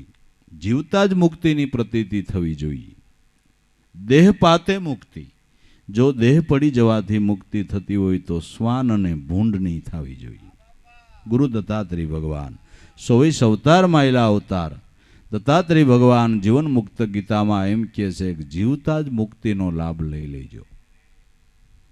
તો જે સંતોએ જીવતા મુક્તિનો લાભ લીધો એની અનુભવવાણીમાં ગાય છે કે એક શબ્દ દીધો ગુરુએ, મેં લીધો અલેખ્યા લગ્ન કરી, દાસ દયાનંદ બ્રહ્માનંદ ચરણે હવે કોઈ દી 84માં ન આવું ફરી. આ જીવતા લાભ લઈ લીધો, જીવતા પ્રતીતિ કરી લીધી. આ એનો લાભ પ્રગટ પ્રમાણ એની અનુભવવાણીની અંદર કહે છે. ગુરુ કૃપાએ ઓ ઘર પાયા, ભક્તિ મુક્તિ ભંડારા, રજ મોરા રવિ ગુરુ ચરણે હવે મારા અલપમાં ન હોય અવતારા, હવે મારો 84માં વાસ ન હોય. આ પ્રતીતિ થઈ હોય તો ગાયું હોય ને. ભરમે ભટકશો ન ભૂલમાં, ગ્રહી લ્યો કોઈ ગુરુનો આધાર. કોઈ એવા મહાપુરુષ બ્રહ્મનિષ્ઠ અને શ્રોત્રિય એવા સંતના ચરણનો આશરો પકડો કે તમને જીવતા જીવન મુક્તિનો લાભ અપાવે. એવા હાચા વેપારી સંત છે સદગુરુ દીન દયાળ. કૂડ કપટને પર હરીને મન અર્પી દે ગુરુજીની પા. હાચા વેપારી સંત છે જે અનાદિકાળથી આ રામ નામનો વેપાર કરતા આવ્યા છે. એમાં કેમ નફો થાય, સોંઘી રીતે કેવી રીતે મળે, એ સંતો જાણે છે. રામ નામના વેપારમાં સફળ કેમ થવાય, એ વાતો સંતો જાણે છે. કારણ કે સફળ થયા છે ને કેટલાયને સફળ કરાવ્યા છે. પેલા યુગની અંદર પ્રહલાદ આ રામ નામના વેપારમાં પોતે સફળ થયા અને 5 કરોડને સફળ કરાવ્યા. બીજા યુગની અંદર હરિચંદ્ર આ રામ નામના વેપારમાં સફળ થયા અને 7 કરોડને સફળ કરાવ્યા. ત્રીજા યુગની અંદર યુધિષ્ઠિર ધર્મરાજા પોતે આ રામ નામના વેપારમાં સફળ થયા અને 9 કરોડને સફળ કરાવ્યા. ચોથા યુગમાં બલિરાજા જેણે 12 કરોડ પોતે રામ નામના વેપારમાં સફળ થયા અને 12 કરોડને સફળતા અપાવી. કારણ કે આ બિઝનેસના માહિતી એ સંપૂર્ણ જાણે છે કે ઈશ્વરનું ભજન કેમ થાય ને કેમ સફળતા મળે. એ સમજણ અનુભવી સંતો જાણે છે. અને આ વેપાર 100% નફાનો છે. આના ઉપર સેલ ટેક્સ નહીં, ઇન્કમ ટેક્સ નહીં, જીએસટી BST આમાં કાંઈ ન લાગે, કોઈ ભાગ જ ન પડાવે. અને તમારા ઘરનોય કોઈ ભાગ ન પડાવે. ઘરવાળી એમનો કે તમે બહુ ભજન કર્યું છે, થોડુંક મને દો, પણ દેવાય જ નહીં. મારે દેવું છે પણ કાંઈ. ઘરવાળીએ કરવું હોય તો પતિને કાંઈ ન આવે, ને પતિએ કર્યું હોય તો ઘરવાળીને કાંઈ ન આવે, બાપે કર્યું હોય તો દીકરાને કાંઈ ન આવે, દીકરે કર્યું હોય તો બાપને કાંઈ ન આવે. આ કોઈ કોઈનું લઈ હગે નહીં. 100% નફાનો ધંધો, 100% નફો નહીં, 100% નફો નહીં. એના ઉપર કુદરત ભેળવીને આપે. આમાં તો જીએસટી લાગે, તમારે ટેક્સ ભરવા પડે, અને કુદરત કે તમે મારા નામનો ધંધો કરો ને હું તમને આપું. હવાયું પણ એ હાટે હાવ હેલું હોવા છતાં કરતા નથી. મફતમાં મળવા છતાંય નામનું લીધું રામનું, ઢોળી નાખે ધૂળમાં એને અમૃત મળ્યું હોય તો શું કામનું. હાવ મફતમાં મળવા છતાંય નથી લેવાતું. એમાં કાંઈ તકલીફ ખરી, કાંઈ મુશ્કેલી ખરી? ગામડિયા ગામમાં નિવૃત્ત થયેલા વૃદ્ધો ગંજી પે રમતા હોય, બેઠા બેઠા રામ રામ કરતા હોય, તેને શું મુશ્કેલી છે? વૃદ્ધો શિવ મંદિરે કે રામજી મંદિરે ગંજી પોલીને બેઠ્યા હોય તો એ ગંજી પે નો રમે ને બેઠા બેઠા રામ રામ કરે અથવા સારું ગ્રંથ વાંચે તો શું એને તકલીફ છે? ને આપણે પૂછીએ કે તમે ગંજી પે શું કામ રમો, કે દી નથી જાતો. હવે બિચારાને મનુષ્ય અવતાર મળ્યો ને દી નથી જાતો. હવે આનું શું કરો? તમે શું કરો? કેટલાય ડેલાની મોર સોફાળ પાથરીને મંડાણા હોય, એને એટલી અક્કલ નથી કે આપણી પ્રજાનું આપણે ભૂંડું કરી રહ્યા છીએ. આપણે રમશું તો આપણી પ્રજા રમશે કે નહીં? તો કેટલાય કે પાંડવો રમ્યા હતા. પાંડવો રમ્યા બરાબર, ભલે રમ્યા, પણ પાંડવોને કૃષ્ણનો હથવારો હતો તો એ રખરખડી થઈ ગઈ. કેનો હથવારો હતો? 3 લોકના નાથ કૃષ્ણનો હથવારો હતો તો એ રખરખડી થઈ ગઈ. તમારો કોઈનો હથવારો, તમારી શું દશા થાય? જે વસ્તુનો શાસ્ત્રોએ નિષેધ કર્યો હોય એ વસ્તુને અડાય નહીં. ધર્મગ્રંથોએ જેનો નિષેધ કર્યો હોય એ વસ્તુને અડાય નહીં. રમે. આગેવાન આંધળા એના વાહિલાના કટક કુવામાં જોઈ. હારા હારાને સમજેલા હો, હારા હારાને સમજેલા મંડાણા હોય, જેની કાળી કઠણાઈ હોય ને ઘરમાં ગંજીપો હોય, એ જુગાર રમતા હોય. કાળી કઠણાઈ બેહવાની હોય ને ન્યા હોય. 18 પુરાણ નો વાંચે, આ 52 પુરાણ વાંચે. ગંજીપો 52 પુરાણ કહેવાય. એ વાંચે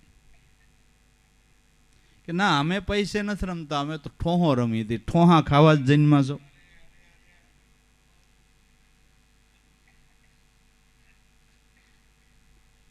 પણ સાચું કહેવા છતાંય જીવને સમજાતું નથી, ધ્યાનમાં લેતો નથી. નકર 100% નફાનો ધંધો એનું નામ છે. આ સમજણ, આ વેપાર, એમાં કેમ સફળતા મળે એ સંતો કહી ગયા છે. તો સંતો કહે છે કે આમાં સફળતા મેળવી હોય તો સંત સમાગમ કર, સેવા કર,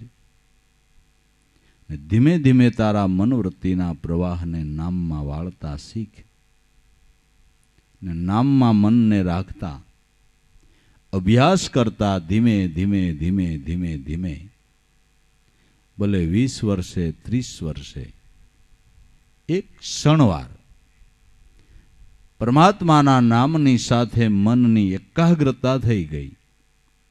એ ક્ષણવારનું પરમાત્માના નામનું ચિંતન જન્માંતરોના પાપને બાળીને ભસ્મ કરી નાખે છે. ક્ષણવારનું ચિંતન.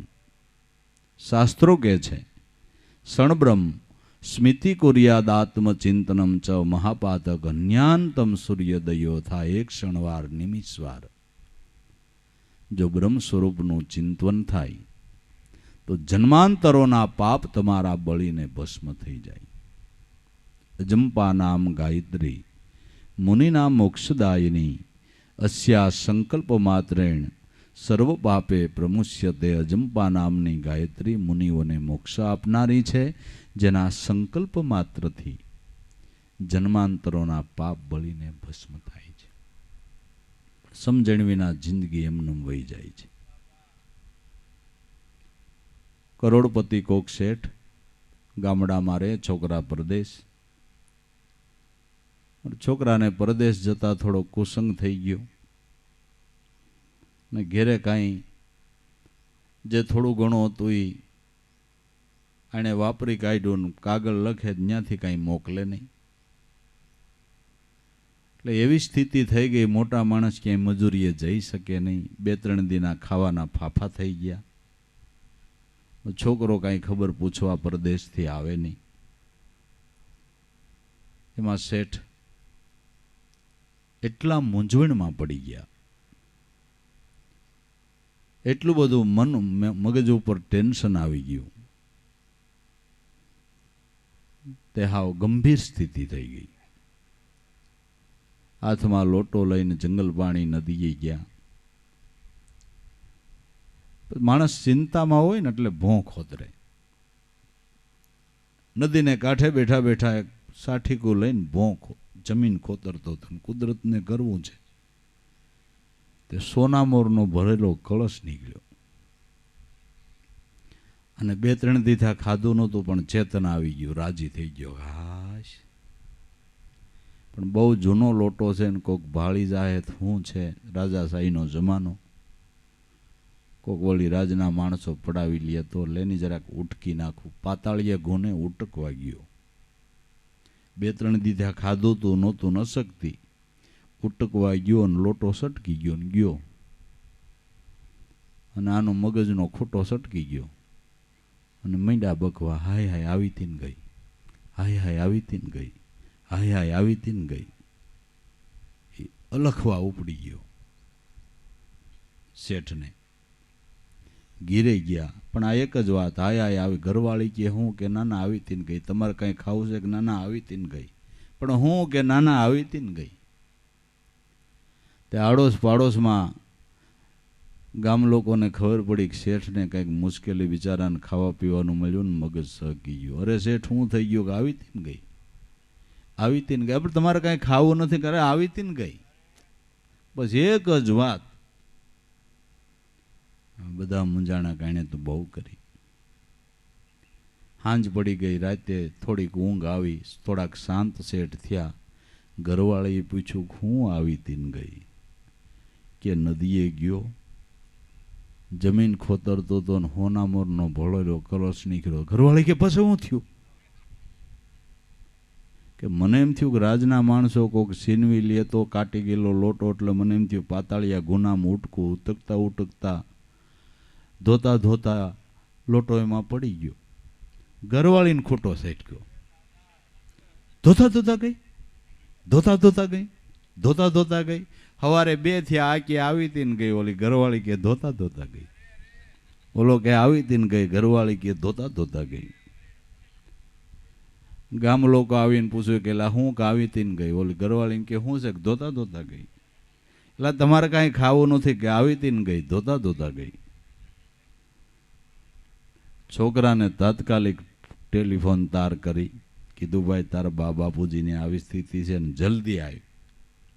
છોકરો આવ્યો, ખાવાનું ને પીવાનું ફ્રૂટ ને બીજું ને ત્રીજું ને ઘણું લઈ આવ્યો.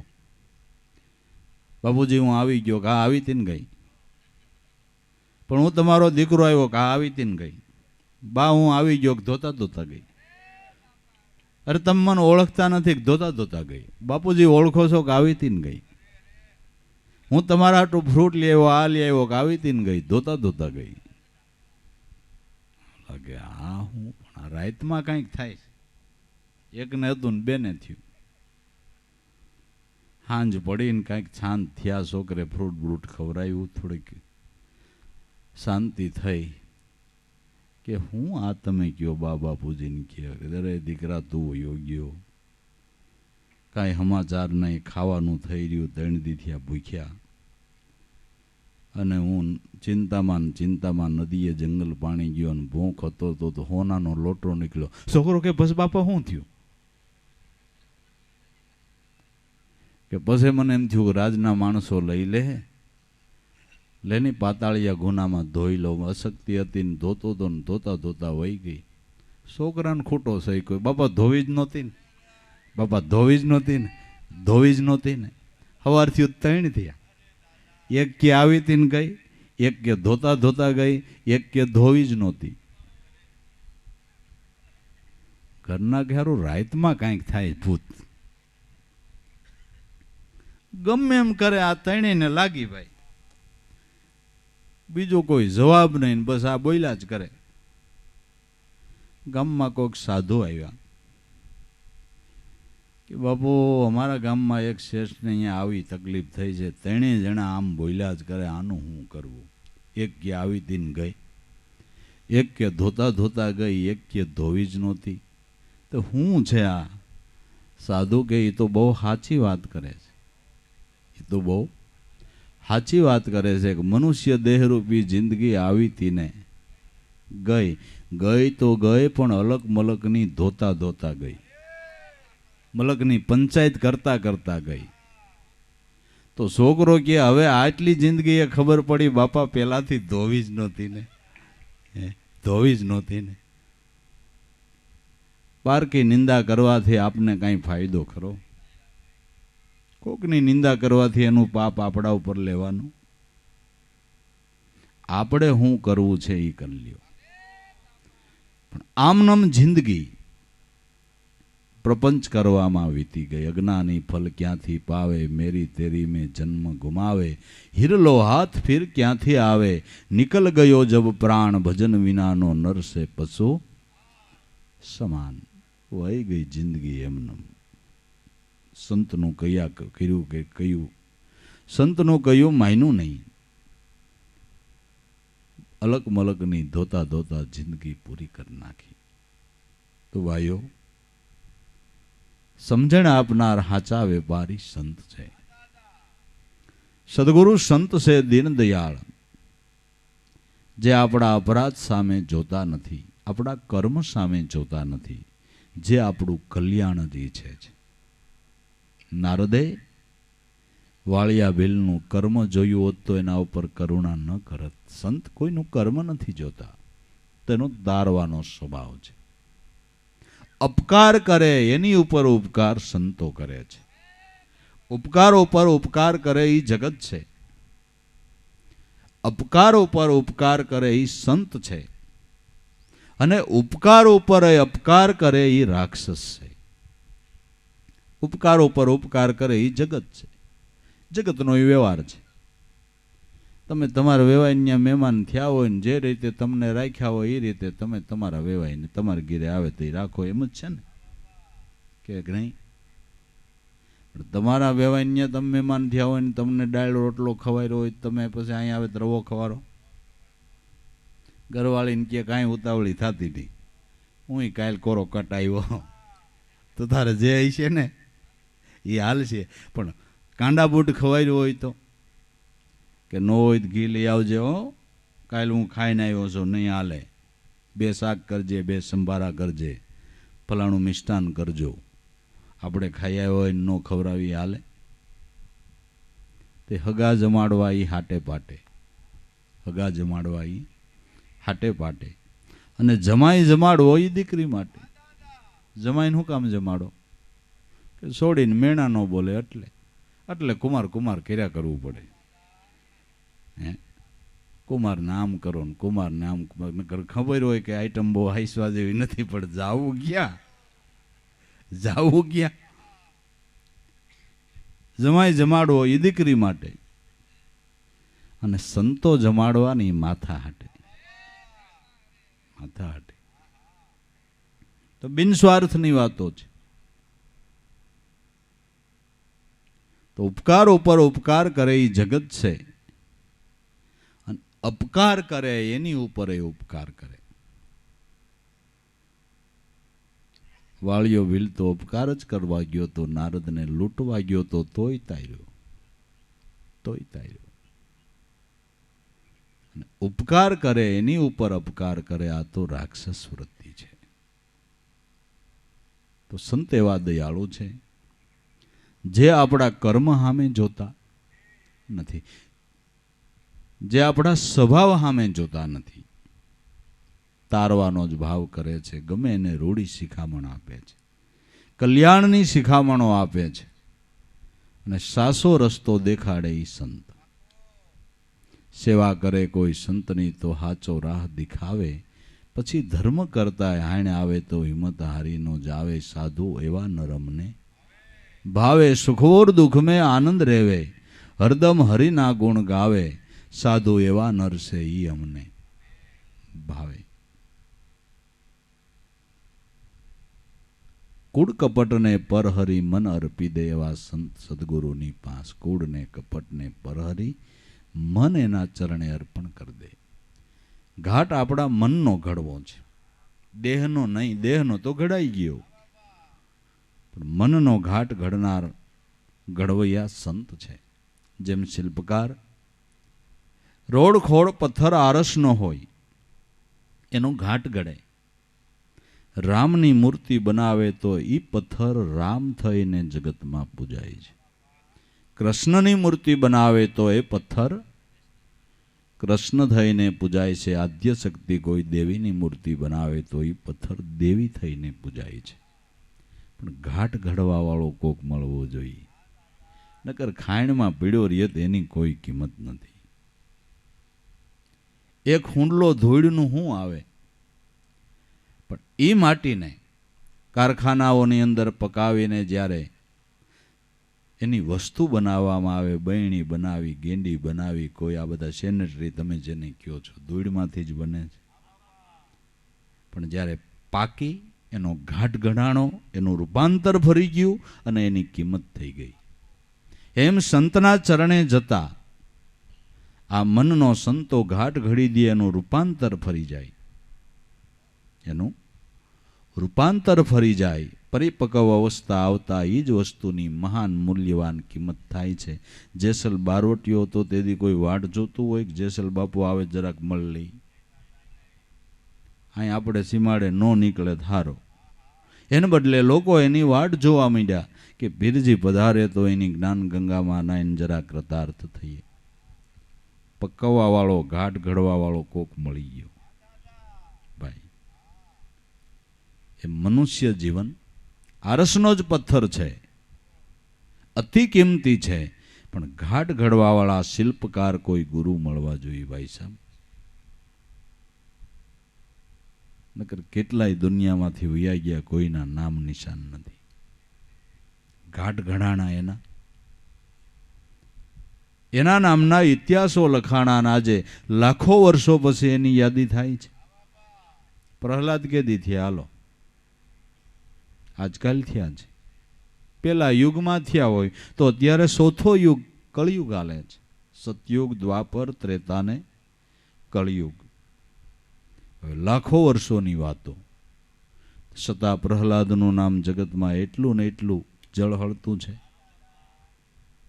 નાના છોકરાને પૂછો પ્રહલાદ વિશે, કે નહીં કે? હવે એ છોકરાને પૂછો કે આપણી 5મી પેઢીને ભાભાનું નામ, તમને ન આવડતું હોય, છોકરાને ક્યાંથી આવડે? ક્યાંથી આવડે? એટલે હરાદ વિધિ રાખી છે, કાંઈક યાદી રહીએ. એ ક્યાં સુધી હરાદ? આપણે કાંઈ 3જી પેઢીને થરાદ નથી નાખતા.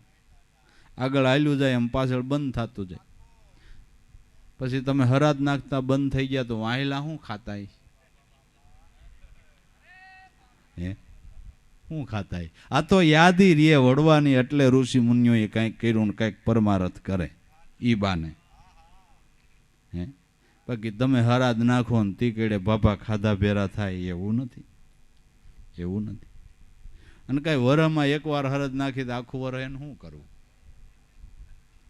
તમને ઘરવાળી એક વર્ષમાં એક વાર જ થાળ પીરસી દે ને પછી કે વાંધો ને આપણે આતાને એક વાર જ હાલશે? તમારે હાલશે?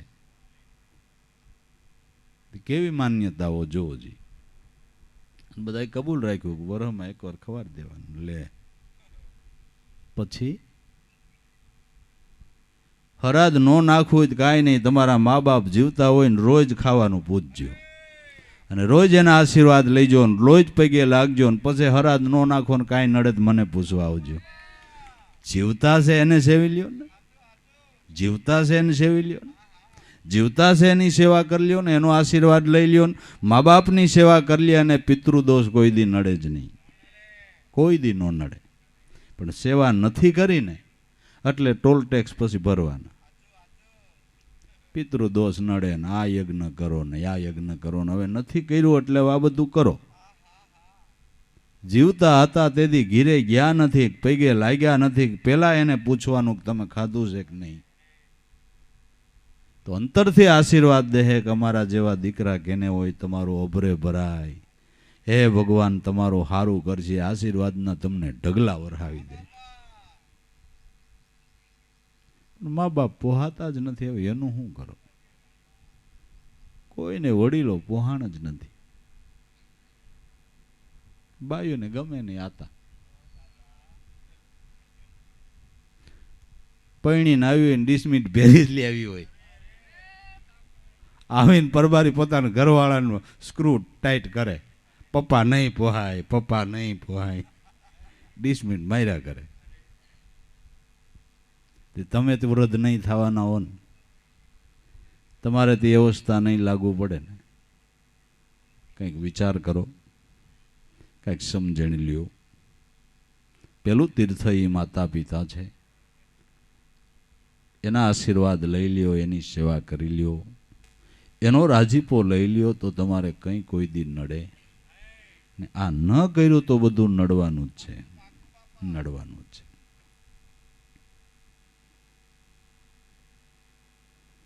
તો આપણે એ કહેતા હતા કે મનનો ઘાટ કડવો છે. તો મન હાથમાં એવી વસ્તુ નથી એનો ઘાટ ગળાય.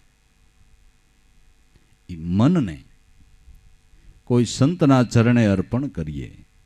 મન અર્પણ કરવું એટલે સંતોના કેવા પ્રમાણે જીવન જીવવું. આખી ગીતાજીનો સાર મનને સમર્પણ કરવાનો છે. ઘડીએ ને ઘડીએ કૃષ્ણ એમ અર્જુનને કહે છે કે મારે પરાયણ બની જા, જે કર્મ કર એ મારે પરાયણ રહીને કર, મને આધીન રહીને કર. આખા ગીતાજીનો સાર મનથી પરમાત્માને સમર્પણ થવાનો છે. મન જ્યારે અર્જુને સમર્પણ કરી દીધું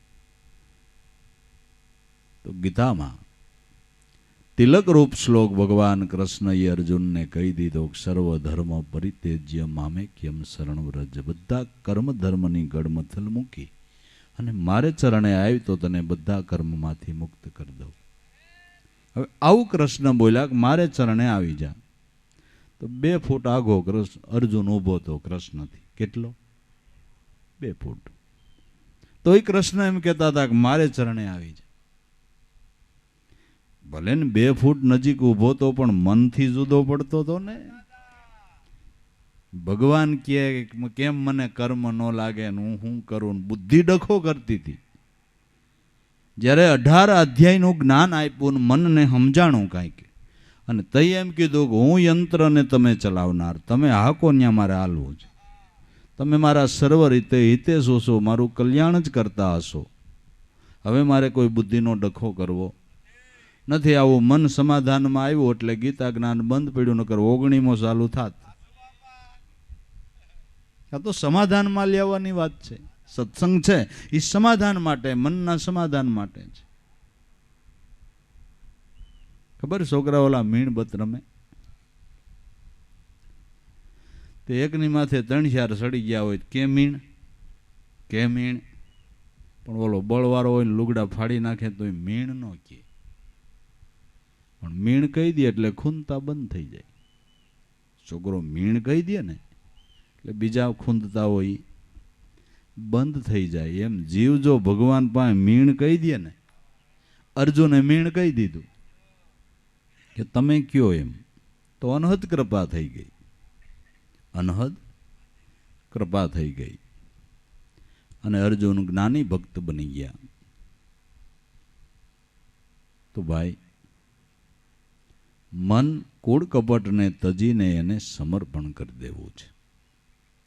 તો અર્જુનને તો મારે ચરણે આવી જાય એમ કેનારા કૃષ્ણ સામે ઊભા હતા, તો આપણે એવા કોક ગોતવા પડે ને, એવા કોક ગુરુ ગોતવા પડે કે જેને ચરણે જાતા આપણું કલ્યાણ થાય, એવા ગોતવા પડે. કૂડ કપટને પરહરી મન અર્પો ગુરુની પાસ. કૂડને કપટને પરહરી અને મનથી સંતને પરાયણ બનવું છે.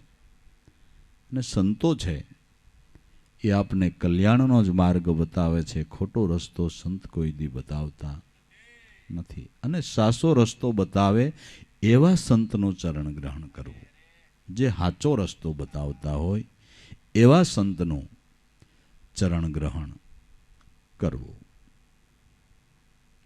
કૂડ કપટને પરહરી મન અર્પી દે ગુરુજીની પાસ, તો જ્ઞાન દીપક ગુરુ આપશે. જે ભગવાન કૃષ્ણએ અર્જુનને દિવ્ય ચક્ષુ આપી, કે જે દિવ્ય ચક્ષુથી ભગવાનના વૈરાટ સ્વરૂપને અર્જુને જોયું. દિવ્ય ચક્ષુ એટલે કોઈ મોટા મોટા પાણીના ગોળા જેવી આંખો ચડાવી નહોતી, અનુભવ દ્રષ્ટિ આપી. ભગવાન કૃષ્ણએ અનુભવ દ્રષ્ટિ આપી કે અર્જુન, તારી આંખેથી જે કાંઈ તું જોશો એ બધું મારું રૂપ છે. જડ યા ચેતન, તારી આંખેથી તું જે કાંઈ જો છો, ભગવાન કૃષ્ણ કે એ મારું જ રૂપ છે.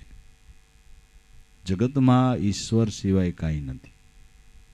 તમે એમ કહો કે આ બુસ્કોટ છે, છટ છે, આમાંથી બધું સૂતર કાઢી લ્યો. તમારા શર્ટમાંથી બધું સૂતર કાઢી લ્યો તો શર્ટ રે? આ સોનાનો હાર છે, સોનાના હારમાંથી બધું સોનું કાઢી લ્યો, હાર રે? એમ જગતમાંથી ઈશ્વર કાઢી લ્યો, જગત જ નો રે. જગતમાંથી ઈશ્વર કાઢી લ્યો તો જગત જ નો રે. જગત નામ મિથ્યા ઠરે. આખા જગતમાં તમને આંખેથી જે કાંઈ દેખાય એ ભગવાનનું સ્વરૂપ છે.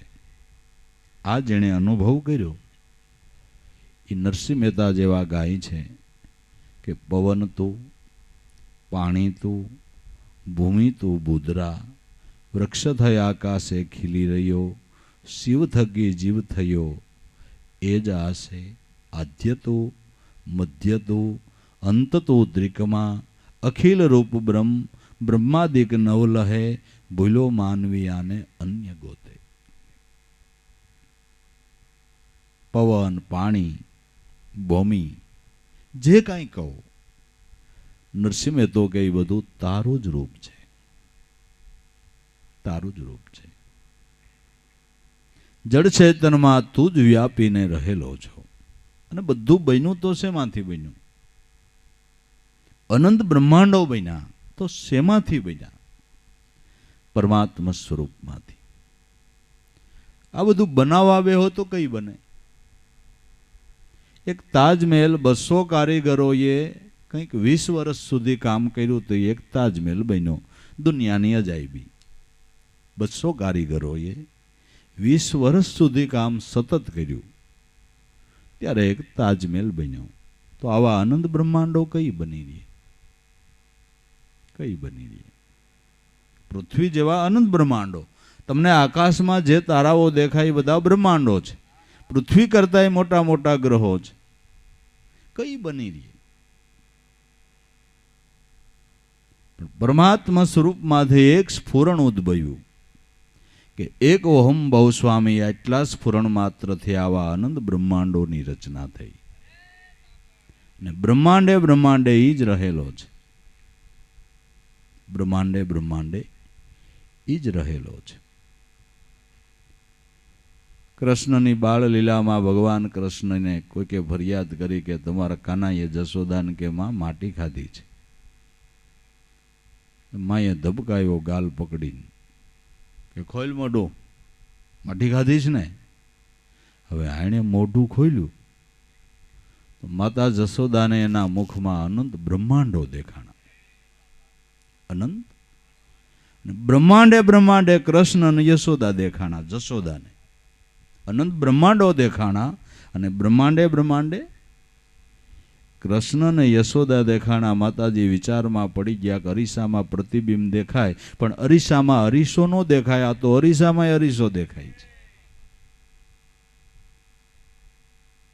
બતાવ્યું કે બ્રહ્માંડે બ્રહ્માંડે હું જ વિલસી રહ્યો છું, ખંડે ખંડે હું જ વિલસી રહ્યો છું. આ દ્રષ્ટિ જેને દિવ્ય દ્રષ્ટિ કહેવાય, જેને ગુરુગમ દ્રષ્ટિ કહેવાય, એ જ દ્રષ્ટિ ઈશ્વરને ઓળખી શકે છે. આ થોળ દેહની આંખ્યું ભગવાનને ભાળે નહીં. જોવા મથતા હો તો ખોટી વાત. થોળ દેહની આંખ્યું એ ઈશ્વર દેખાય નહીં. થોળની દેહની આંખ્યું એ જો ઈશ્વર દેખાતો હોય તો નરસિંહ મહેતાના મોટા 52 કામ કરવા જુનાગઢમાં આવ્યો. કોઈ જુનાગઢના બીજા નરસિંહ મહેતા સિવાય કોઈ એના પગ પકડ્યા હોય એવો દાખલો નથી. ઇતિહાસના પાના ઉપર એવો કોઈ લેખ નથી કે નરસિંહ મહેતાને ઘેરે ભગવાન જાતા હતા ને એણે આડો ફેર્યો કે અમે રોજ ઘીની દીવો કરીને ટોકરી વગાડીએ છીએ, હાલ અમારે ત્યાં ચા પીતો જા. કોઈ આડો ફેર્યો નથી. નરસિંહ મહેતા પાસે એને જોવાની આંખ્યું હતી, બીજા ન જોઈ શકે. નગર જગજાહેર કામ થયા છે નરસિંહ મહેતાના, જેમ તેમ નહીં, જગજાહેર કામ થયા છે. પણ કોઈ ભગવાનને પગે લાગી ગયું નથી, કોઈએ જોયું નથી. નરસિંહ મહેતા પાસે એ આંખ હતી. આ આંખે ભગવાન જોવાય. આ આંખ તો 5 તત્વનો ઘાટ ભાળે, અઘાટ નો જોવે. ચૈતન બ્રહ્મને ઓળખવાને માટે ગુરુગમ દ્રષ્ટિ, જેને દિવ્ય શખ્સો ગીતાજામાં કીધી, એ ગુરુગમ દ્રષ્ટિ છે. એ દ્રષ્ટિ જેને પ્રાપ્ત થઈ, એને જ્યાં નજર કરી ત્યાં દેખાણો. એ તો નરસિંહ મહેતો કહે છે, પવન તું, પાણી તું, ભૂમિ તું, મુદ્રા, વૃક્ષ થઈ આકાશે ખીલી રહ્યો, શિવ થકી જીવ થયો એ જ આશે. આ દ્રષ્ટિ સંતના ચરણેથી પ્રાપ્ત કરવાની છે. એ અનુભવ દ્રષ્ટિથી જ ઈશ્વર દેખાય છે. બાકી નેણે નો આવે, નિગમ જગાવે, વાણી રહિત વિચારો, સત્ય અનંત જ એને કહીએ જે નવધાથી ન્યારો. નેણે નો આવે પણ નિગમ જગાવે, જે વેદ ધારા વહાવી રહ્યો છે, જે અનંત સત્ય છે, જે નવધાથી ન્યારો છે, એને ઓળખવાને માટે 10મી ભક્તિ ગુરુગમ દ્રષ્ટિ છે. એનાથી ઓળખાય, એનાથી નક્કી થાય, એનાથી પ્રતીતિ થાય. તો ભગતની આરે અભગતનું કામ ન થઈ જાય, પણ એવું થતું નથી ને, એવું થતું નથી. એક સમજાય એવી વાત છે, ભૂતનો વળગાડ થયો એ ભાળે કે બીજા ભાળે? બીજા ભાળે છે. ભૂતનો વળગાડે બીજા નથી ભાળતા, ભગવાનને બીજા ક્યાં ભાળે? બીજા ક્યાંથી ભાળે? એ દ્રષ્ટિ હોય એ ભાળે. જ્ઞાન દીપક ગુરુ આપ છે કે જે જ્ઞાનના પ્રકાશથી પરમાત્મા દેખાય છે. દીવો કરવાનો વિધિ છે કે જ્ઞાન દીપક પ્રગટ છે ત્યારે ઈશ્વર દેખાય. વિધિમાં ઋષિમુનિઓએ બતાવ્યું, આપણે કોઈ પણ ભગવાનને માનતા હોય, એની પૂજા કરતા હોય, ધૂપ દીપ કરીએ પછી જ પગે લાગીએ છીએ ને. દીપક કરીએ, ધૂપસળી કરીએ, પછી ભગવાનને પગે લાગી. વિધિમાં બતાવ્યું કે દીવો પ્રગટ છે તો ભગવાન દેખાય. પણ આ ઘીનો નહીં, એ તો પ્રતીક છે જ્ઞાનનો દીપક, જ્ઞાનનો. આ તો કેટલાય કરી નાખ્યા, કરતા આવીએ છીએ, અને એમાંય આપણી ખોટપનો કોઈ પાર નહીં. એમાં ખોટપનો પાર નહીં. હવે તો એ બધું વયું ગયું. ગામડિયા ગામમાં આપણે પશુ રાખતા હોય, સવારમાં બેનો સાઈસ કરે એટલે સાઈસમાંથી આમ માખણ લઈને કાઢે ને,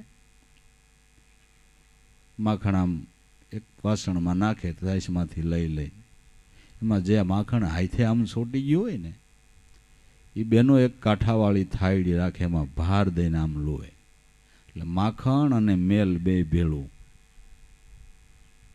એ માખણ નોખું રાખે અને એને નોખું ગરમ કરે ને એનું ઘી બનાવે. એ ઘી શેમાં વાપરે ખબર? ભગવાનના દીવાની વાયટું કરવામાં. આપણી ભક્તિ કાંઈ જેમ તેમ નથી. આપણી ભક્તિ કાંઈ જેમ તેમ નથી. એટલે તો ઉગાડ ન થયો. કા નદીમાં પાણીમાં દીવા મૂકવા જાય, પાણી આયલું જતું હોય, એમાં દીવો મૂકે અને એમ કે મારો દીવો મોય ક્યાંય સુધી ગયો તો મોય ક્યાંય સુધી એમાં જીવડા મરતા ગયા હતા. દીવો આવડો ને પાપ મોટા ડુંગર જેવડો, એટલે નદી હુકાઈ ગયું. જોવો હવે ક્યાં દીવા મૂકશો? દિલમાં દીવો કરો. જ્ઞાનરૂપી દીપક પ્રગટે તો ઈશ્વર દેખાય. એ દીપક માટે દયા દિવેલ પ્રેમનું પર્યાણું લાવો, સુરતાની દિવેટ બનાવો, એને બ્રહ્મ અગ્નિથી પેટાવો. દયા તત્વ દિવેલ છે. આ દયા તત્વ દિવેલમાં તમારી સુરતાની વાટ બોળો અને બ્રહ્મ અગ્નિથી એને પ્રાગટ્ય કરો. જ્યારે આ જ્ઞાનનો દીવો પ્રગટે ઈ અજવાળે ઈશ્વર દેખાય. અને હાવ સ્પષ્ટ રીતે સમજવું હોય તો રવિ સાહેબે ગાયું, ધ્યાન કી ધૂન में ज्योति जलत है, मटी गयो अंधारो अंतर को, ए अजवाळे अगम सूजे ने भेद जड़ी गयो उन घर को. आ कोणे बनायो चरखो आना घड़वा वाला ने, ओळखो आ कोणे बनायो छे सरखो. परमात्माનું ધ્યાન કરતા, સ્મરણ કરતા મનવૃત્તિની જ્યારે એકાગ્રતા થાય ત્યારે જ્ઞાન દીપક પ્રગટે છે. ઈ અજવાળે ઈશ્વર દેખાય છે. જ્ઞાન દીપક એટલે આત્મ સ્વરૂપનું જ્ઞાન થયું એને જ્ઞાન દીપક પ્રગટ્યો કહેવાય છે. ઈ અજવાળે અગમ સૂજે, ભેદ જડે ઉન ઘર કો, આ કોણે બનાવ્યો ચરખો આના ઘડવા વાળાને પરખો. આવો આવો કોણે બનાવ્યો ચરખો. ભલે ભાવ હોય તો દીપક કરીએ, કંઈ વાંધો નહીં, પણ હું કરવા દીવો કરવો એ જાણી લીધા જેવું છે, સમજી લીધા જેવું છે. ને તમને ભાવ હોય તો તુલસીમાં ભાવ હોય ને તુલસીનો દીવો તમે રોજ કરતા હોય તો કરજો. તુલસીને હું કહું આરતી ઉતાર લેજો, પણ તુલસીના ક્યારામાં દીવો મૂકતા નહીં. ભીની જગ્યા હોય, અહીંયા કેટલાય જીવડા દીવામાં પડે ને બળે, એ પાપ કોણ લઈ જાય? તુલસીની આરતી ઉતારીને દીવો ઘરમાં ગોખલા મૂક્યા હો. કેમ કર્મ કરવું ને એ શીખવા જેવું છે, શીખવા જેવું છે. બાકી દિલમાં કરી લ્યો તો ઓર વાત બની જાય. દિલમાં દેવો જો થઈ જાય તો ઓર વાત બની જાય. વિધિના મર્મને જાણવો. ઋષિમુનિઓએ વિધિ બતાવી છે. વિધિની પછવાડે મર્મ છે. મર્મને જાણ્યા વિના છૂટક્યો નથી. જ્યાં સુધી મર્મ નહીં સમજીએ ત્યાં સુધી કર્મમાંથી છૂટવાને બદલે વખતે કર્મ થઈ જાય નહીં. એનો ખ્યાલ કરવો. જ્ઞાન દીપક ગુરુ આપ છે. એ જ્ઞાન દીપક પ્રગટતા ખબર પડી કે સદગુરુ તો ભગવાન આપો આપ. અર્જુનને જ્યારે દિવ્ય દ્રષ્ટિ મળી તો ખબર પડી કે અમારા મામાના દીકરા કૃષ્ણ નથી, આ તો બ્રહ્મ છે. ક્યારે ખબર પડી? ત્યાં સુધી તો મામા ફૂઈના સંબંધમાં જતા અર્જુન ને કૃષ્ણ, કે મારા મામાના દીકરા કૃષ્ણ નથી, આ તો બ્રહ્મ છે. ક્યારે ખબર પડી? કે કૃષ્ણ એ દિવ્ય ચક્ષુ આપી ત્યારે. છેલ્લે પાંડવો કૌરવના યુદ્ધ પછી ભીષ્મ પિતા બાણસૈયામાં સૂતા હતા. કૃષ્ણની સાથે પાંડવો ભીષ્મ પિતા પાસે ગયા તો ભીષ્મ પિતાએ એ જ કીધું કે આ તમારા મામાના દીકરા કૃષ્ણ છે ને એ બ્રહ્મ છે. ઓ પાંડવોને કે બીજે ક્યાંય ગોતવા જતા નહીં, બીજે ક્યાંય ગોતવા જતા ને આ બ્રહ્મ છે. એમ ગુરુ ગોવિંદ રૂપ ક્યારે દેખાય કે આ દ્રષ્ટિ મળે ત્યારે દેખાય. ત્યાં સુધી સામાન્ય લાગે. गुरु को गोविंद कर जानिए, रहिए शब्द में समाय, मिले तो दंडवत बंदगी, नहीं तो पल पल ध्यान लखाय. खाली स्तुति बोली लेवानी नहीं. गुरुर ब्रह्मा, गुरुर विष्णु, गुरुर देवो महेश्वरा, गुरु साक्षात परिब्रह्म तस्मेव गुरुवे नमः. तमेव माता, तमेव पिता, बंधु सखा, तमेव तमेव विद्या द्रविणम, तमेव तमेव सर्व मम देव देवा. खाली बोली लेवानुं नहीं, कांईक समजवानुं छे, कांईक समझवानुं छे. ज्ञान दीपक गुरु आपसे, सदगुरु भगवान आपो आप. एने मनुष्य न लेखो प्राणिया, नहीतर नकामानो आभार. एने सामान्य मनुष्य लेखशो तो गुरु नामनो तमे माथे भार ज भेर्यो छे. गुरु नामनो माथे भार ज भेर्यो छे. मनुष्य न लेखो प्राणिया, नहीतर नकामानो आभार.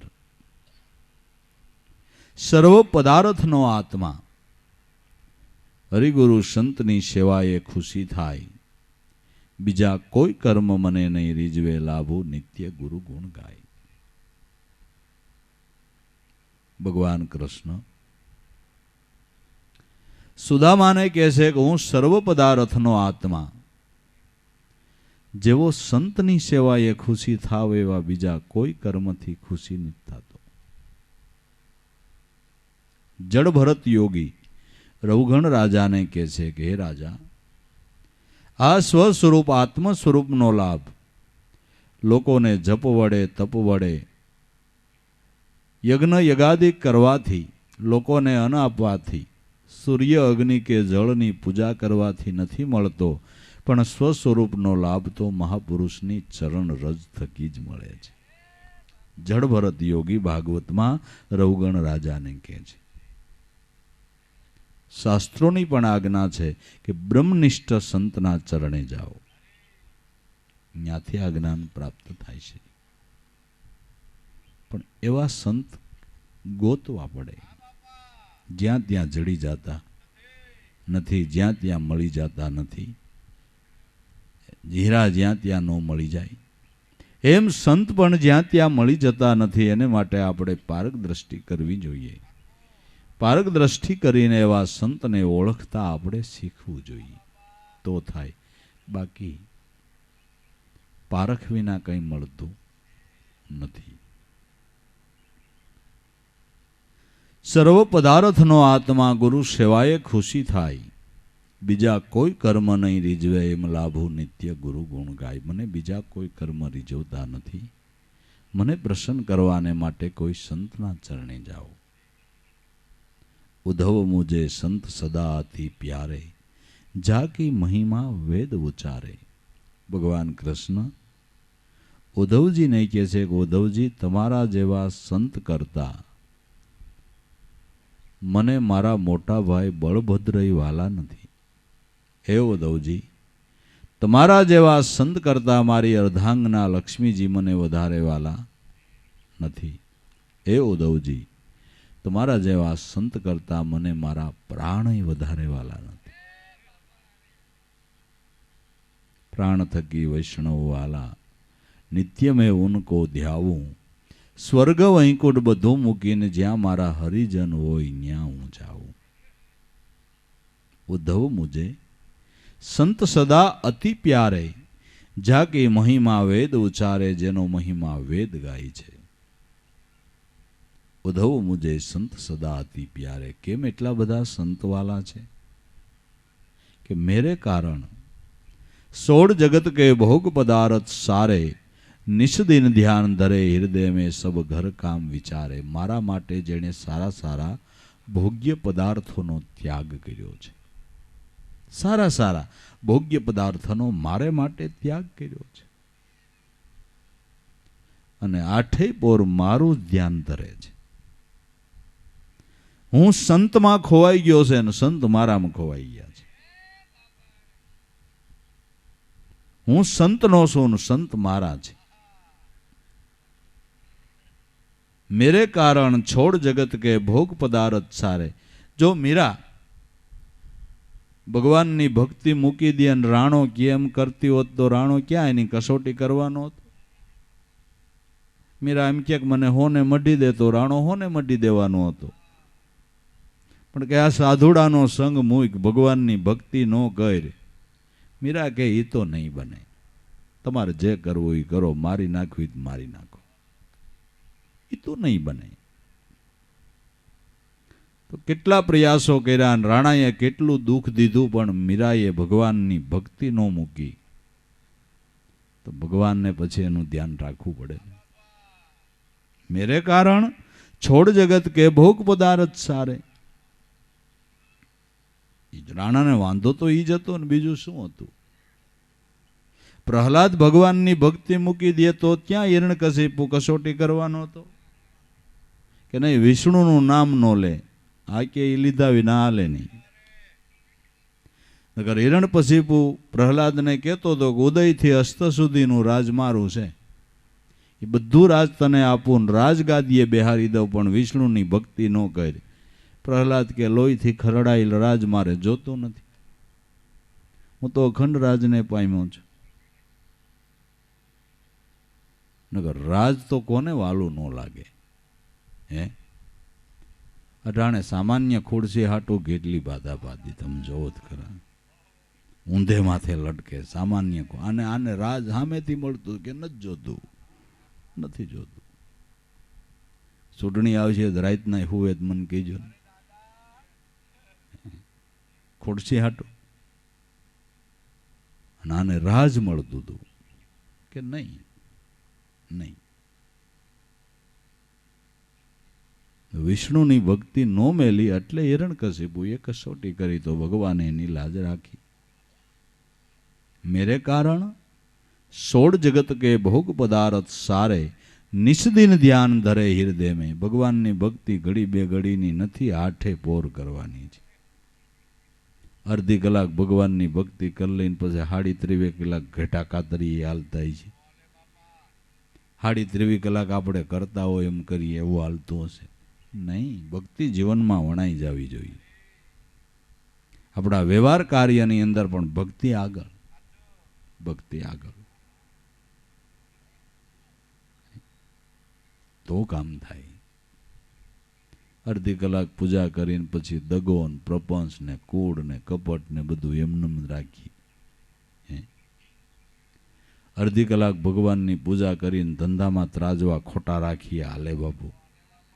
હાલે જ નહીં, હાલે જ નહીં.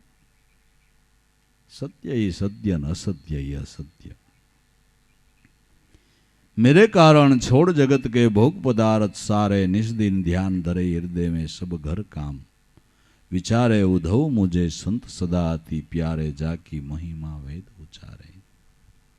मैं संतन के पीछे जाऊं, जहां जहां संत सिधारे, चरण रज मुझ अंग लगावू, शोधू गात हमारे. हूँ संतनी पछवाड़े जाऊं છું. આપણે ભગવાનને ગોતવા જઈએ બરાબર, પણ ભગવાન કે હું ભક્તને ગોતું છું. કે ગોઈતા હોય એવો કોઈ પુરાવો કે આ છે? નરસિંહ મહેતાને જઈ જરૂર પડતી ગોતતો ગોતતો જાતો હતો. 14 વર્ષના વનવાસમાં રામ સબરીને ગોતતા ગોતતા ગયા ખરા. છે કથા, પુરાવા છે. સંતની પછવાડે. મને લાગે છે 14 વર્ષનો વનવાસ ભક્તોના ઉદ્ધાર માટે જ લીધો તો કે નહીં? મેં સંતન કે પીછે જાઉં, જહાં જહાં સંત સિધારે. જંગલમાં રહેતા હતા ત્યાં ગયા ઠાકર, ત્યાં ગયા. આપણે ઠાકર દ્વારે જઈએ બરાબર, પણ ઠાકર આપણે દ્વારે આવે એનું ભજન કરીએ તો. ગંગા સતીએ ગાયું છે કે એક મનથી અલખને આરાધે તો પ્રભુ પધારે તારે દ્વાર. એવી ભક્તિ કરો કે કે ઠાકર તમારે દ્વારે પધારે એવી ભક્તિ કરો. અને પધાર્યા છે. मैं संतन के पीछे जाऊं जहां जहां संत सिधारे चरण रज मुजंग लगाવું શોધું ગાત હમારે. મારા જે પ્રેમી ભક્તો છે એને હું કાયમ ગોઈતા જ કરું છું. એના વગર મને રહેવાતું નથી, કારણ કે મારા પ્રાણ કરતા એ મને વધારે વાલા છે. સંત મિલે મેં મિલ જાઉં, સંત ન મુझ से न्यारे, બિના સત્સંગ મુજે નહીં પાવે, ભલેની કોટી જતન કરી હારે. સંત મળે તો હું મળી ગયો. સંત મળ્યા એટલે ભગવાન કે હું મળી ગયો. સંત મિલે તો મેં મિલ જાઉં, કાં કે સંત ન મુझ से ન્યારે. મારાથી સંત ન્યારા નથી ને સંતથી હું ન્યારો નથી. અમારું અરસપરસ એક રૂપ છે. અને આ કૃષ્ણ ગીતાજીની અંદર બોલ્યા છે કે અર્જુન, જેણે પોતાના કર્મ જ્ઞાન રૂપી અગ્નિમાં બાળીને ભસ્મ કર્યા હોય એને મનુષ્ય રૂપે તું ઈશ્વર જોઈજે. જેણે પોતાના કર્મ જ્ઞાન રૂપી અગ્નિમાં બાળીને ભસ્મ કર્યા હોય એ મનુષ્ય રૂપે ઈશ્વર છે. અને જ્ઞાની ભક્ત છે એ મારું જ રૂપ છે. જ્ઞાની ભક્ત એ મારું જ રૂપ છે. બિના સત્સંગ મુજે નહીં પાવે, ભલે કોટી જતન કરીને હારે. ઉદ્ધવ મુજે સંત સદાથી પ્યારે, જાકી મહિમા વેદ ઉચારે.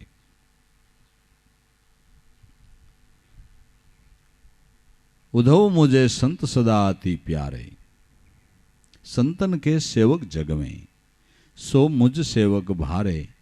ब्रह्मानंद संत जन जगમાં सब बहु दुख ने टारे. જે સંતનો સેવક છે ભગવાન કે મારો જ સેવક છે. संतन के सेवक जग में सो मुझ सेवक भारे. ब्रह्मानंद संत जन जगમાં सब बहु दुख ने टारे. બધા બહુ દુઃખને ટારી નાખે છે. એટલા માટે મનુષ્ય જીવનની અંદર ધ્યેયને સફળ કરવા, મનુષ્ય જન્મને સફળ કરવાને માટે કોઈ એવા બ્રહ્મનિષ્ઠ મહાપુરુષના ચરણનો આશરો લઈએ, સમજણ લઈએ. અને મોંઘા મોલો મનુષ્ય દેહ મળ્યો છે તો કાંઈક આપણી જિંદગીની કમાણી કરી લઈએ, કાંઈક ભાતું બાંધી લઈએ કે જે બહુ ખાવા થાય એવું ભાતું બાંધી લઈએ, કે જ્યાં જાય ત્યાં ભેળું આવે એવું કંઈક ભાતું બાંધી લઈએ. એ સમજણ લેવાને માટે જ બાપા સંત સમાગમ છે, સત્સંગ છે. તો જરૂર જીવનની અંદર કાંઈક વિચારવું, કાંઈક ચિંતન કરવું, કાંઈક સમજણ લેવી. બાકી કુદરતે જે આપ્યું હોય, ખાવું પીવું ઓઢવું પહેરવું, સર્વની હારે હળી મળીને રહેવું, મૈત્રી ભાવ રાખવો, સર્વની સાથે એકતા સાધવી અને સર્વની સાથે હળી મળી રહી પોતાના કલ્યાણનો વિચાર કરી, પ્રભુ ભજન કરી અને આપણો ને આપણા કુળના ઉદ્ધારનો વિચાર કરવો. અને એવી સમજણ લઈને ધ્યેયને બાપા સફળ કરી લેવો અને જીવનમાં આનંદ કરી લેવો. સદગુરુદેવ કી જય.